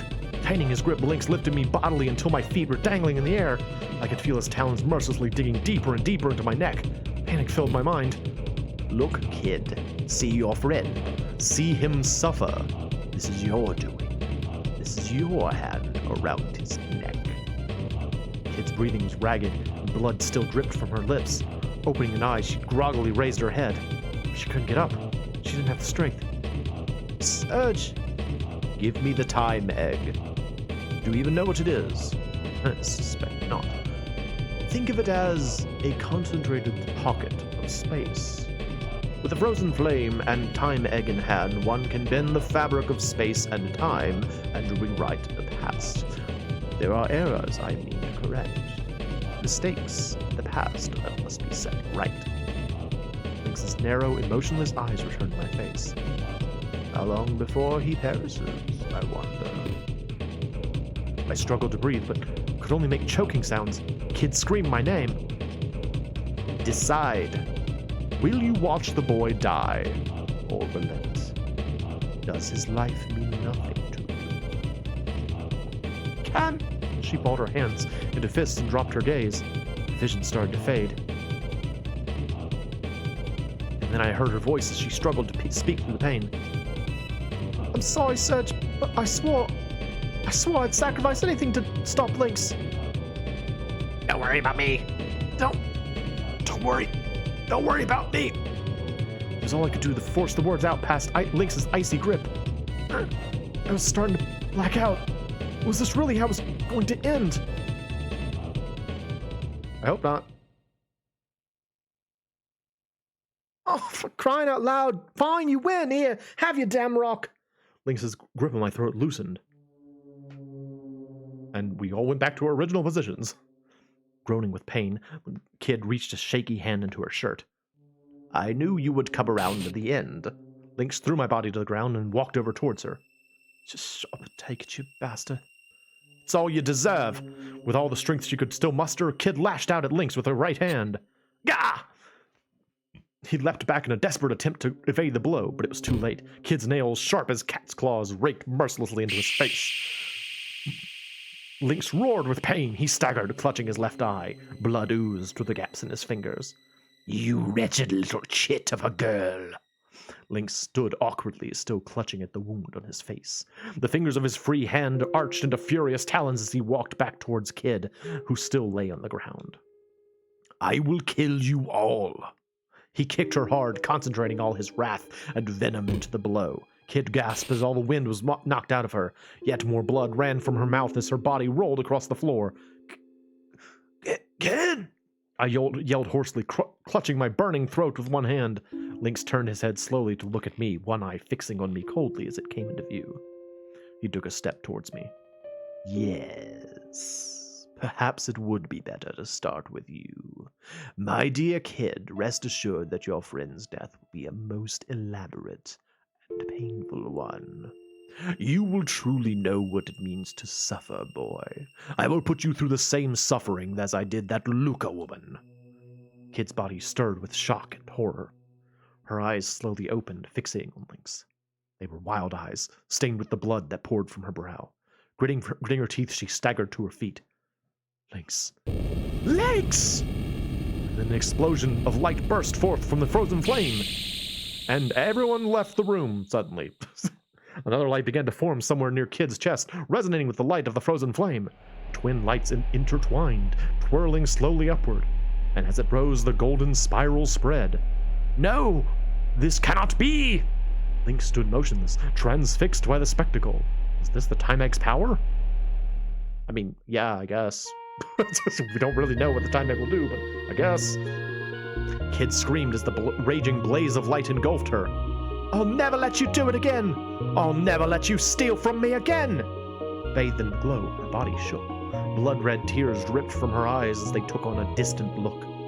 And then she collapsed to the ground, as if all the life had gone out of her.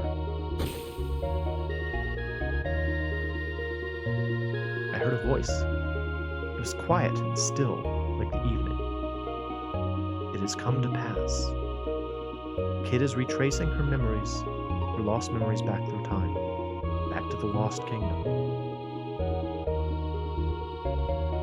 Ta-da! It was through her power that the kingdom fell, that it was swallowed in the all-encompassing vortex of time. In her grief, she wished to disappear.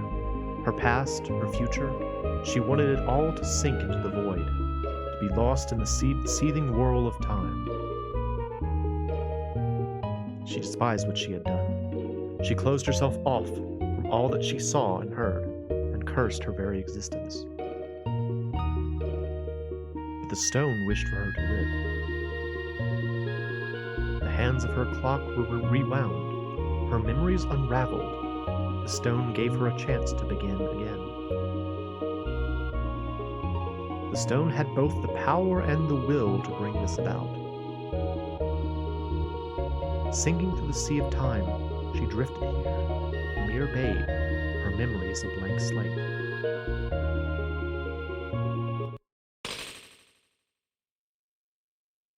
The time egg shattered, its fragments raining down on the world, becoming shards of sorrow and anguish. The world around us drifted into pieces. It swallowed us, engulfed us. We were consumed, locked into the void. And then, a girl's scream echoed in the darkness. That voice, was that Kid? It sounded just like...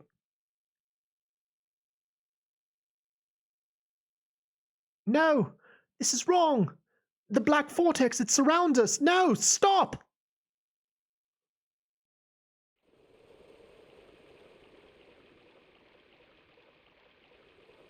Yeah, this is weird. This part of the game is strange. Where am I?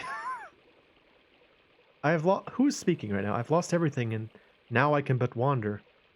The world drifts, and time is a blur. There's only an endless, unknowable sea. This is where time begins and ends. This is where all life finds peace. I see myself as a baby crying next to my mother, an exhausted yet proud look on her face. I see myself aged and wizened, waiting to succumb to death's embrace with a smile. I see countless incarnations of myself walking time's intricate corridors as ghosts. This is a place where countless worlds overlap and infinite dreams play out. If only I could rest here for eternity. If only I could free myself of all my burdens and sleep here, in the sea of dreams. But I hear it calling me. I hear the song.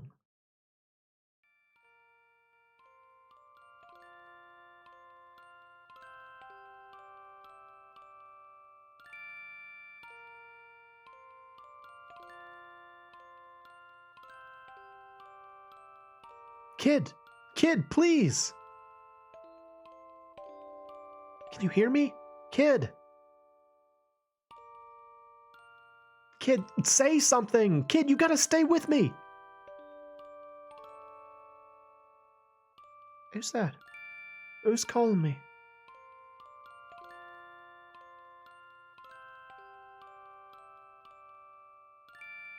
That's probably supposed to be all spoken in Kid's voice, so apologies there. Sedge? Where am I? Kid? Oh, Kid, you're awake! I heard a song. It was beautiful. It was that song that Luca loved. Kid closed her eyes, and her face glowed with a warm smile. I'll never forget that song. It makes me want to cry whenever I hear it. I'm just glad you're back. I felt like I was losing you, like you were going somewhere far, far away.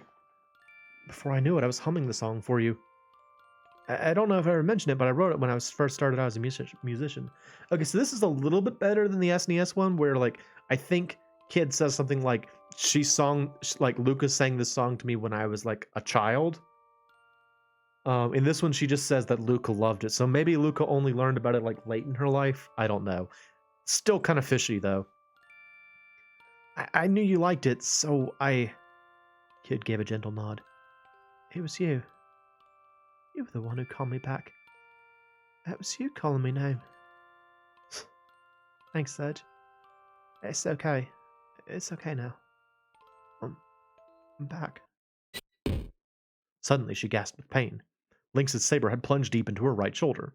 And towering over us was Lynx himself. Oh, right, you. I told you, Kid. I told you I would kill you. She had no length strength left to fight. What was I going to do? I tackled Lynx. Damn you! I charged towards him with all the strength I had left. That's quite enough, brat. Lynx lashed out at me with his saber. I staggered and collapsed to the ground. What about Kid? Was she okay? I looked desperately around to find her, my eyes clouded with pain. Alas, your time has come. He raised his saber high, preparing to strike. Enough, someone said. Stunned, we looked towards the intruder. You. There stood an old crone, her wizened features obscured by a heavy hood. How had she made it all the way down here? Lady Vera. And what have we done to bring Pora's Magister General running, I wonder? He growled. It's been far too long, Lord Lynx. A pity that I seem not to have caught you at your best. The crone met Lynx's mad stare head on. I will take the frozen flame. After all, it seems that you two have been quite unable to decide which of you should have it. She raised a hand and armed soldiers poured into the room. Maggle lifted Kid to her feet. This seems like a good time to leave. Lynx snarled. You'll regret this, witch! He kicked off from the floor and his body rose into the air. Then he turned his venomous glare on us. And you, Kid, you'll pay for this with your life soon enough. You will never be safe from me. With that, he disappeared like a puff of smoke. The crone lingered for a moment, her eyes resting on us. Kid, if you wish to try and steal the frozen flame again, you are welcome to try any time you please. We'll be waiting. But you'll have to get out of here alive first. The soldiers drew their weapons and fell upon us. Darkness, heed my call. With Kid slumped against him, Maggle spread his arms and drew a sigil in the air. Hurry, Surge, this way. I grabbed onto him and we plunged into blackness.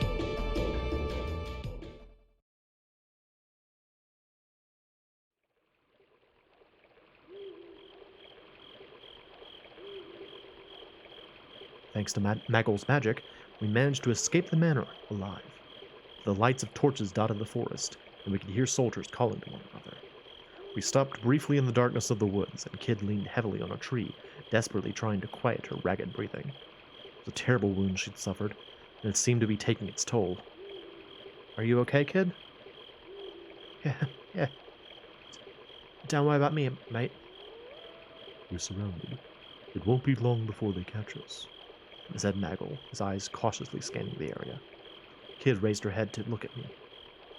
It's me and Maggle they want. Get out of here, Serge. It's us they want, not you. What are you saying? I'm not leaving you here. Look at you. You can barely stand. It's nothing I can't handle. Besides, I've got Maggle with me. If they catch you with us, they won't go easy on you. But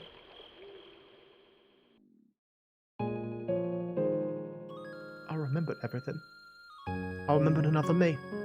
A me from a long time ago. Slowly, Kid averted her great gaze, looking up at the night sky.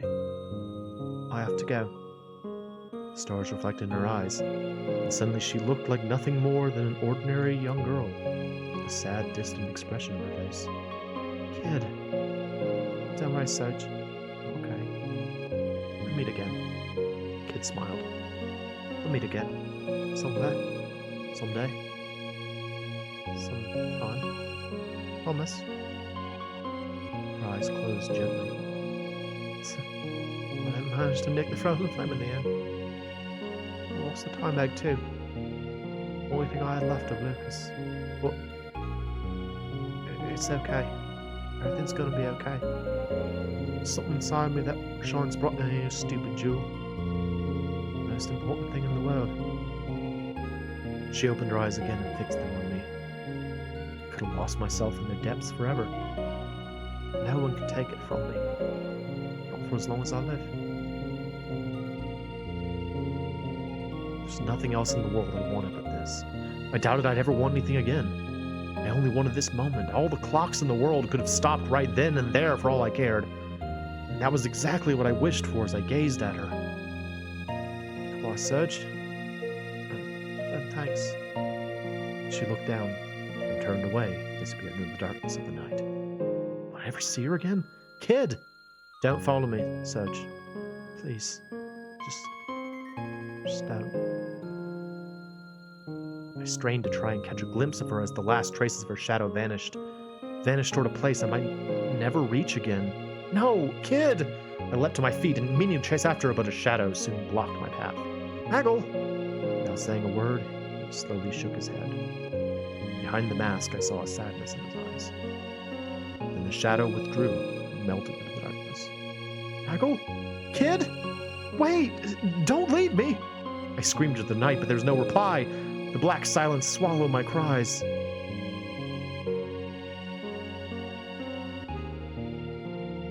Kid! Kid!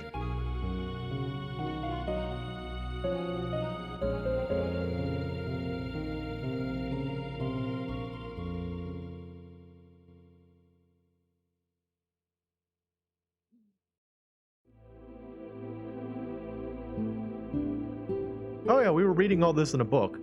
It was a very dramatic diary.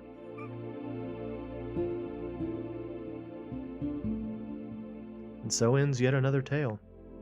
Perhaps one day I'll see Kid, Maggle, and Riddell again. One day. Somewhere. Another time in another world. Perhaps none of us will even realize it. That's a story for another day. For now, I must put down my pen.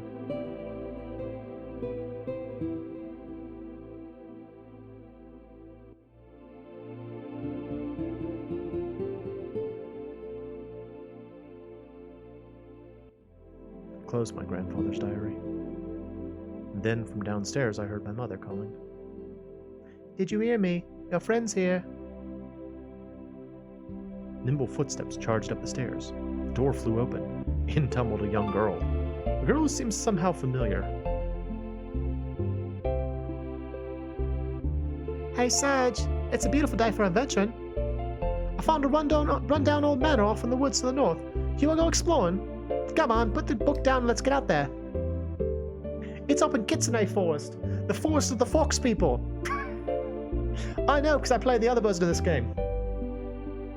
And that's it. That is the main story of Radical Dreamers, Le Trésor Interdit. It was good. Really, you know, again, not substantially different from the original, really. but good, you know?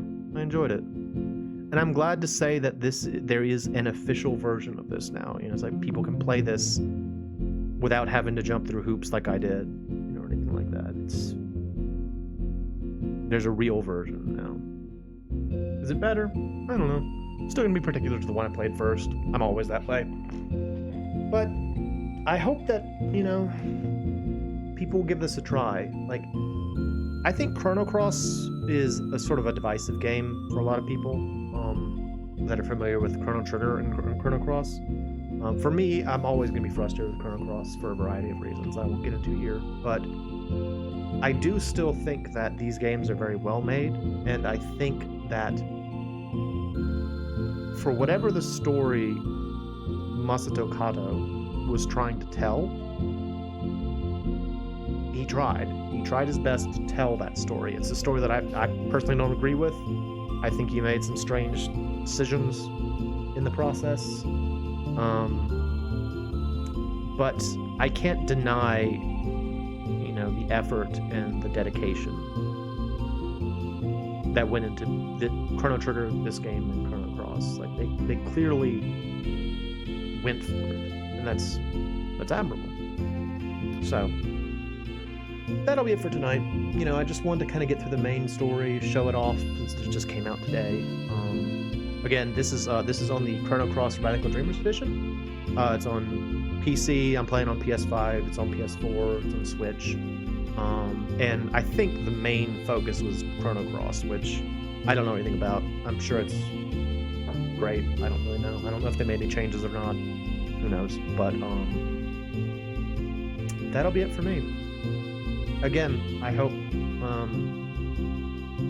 people that don't know about this game, or maybe saw me playing it, or maybe heard about it from someone else, give this a try. You know, I mean, if you watched this, you probably saw me play through the whole thing. But there are multiple endings. There are other ways. You know, there are plenty of other options I didn't take. And it's a fun game. So anyway, I'm just rambling now. I'll go ahead and stop.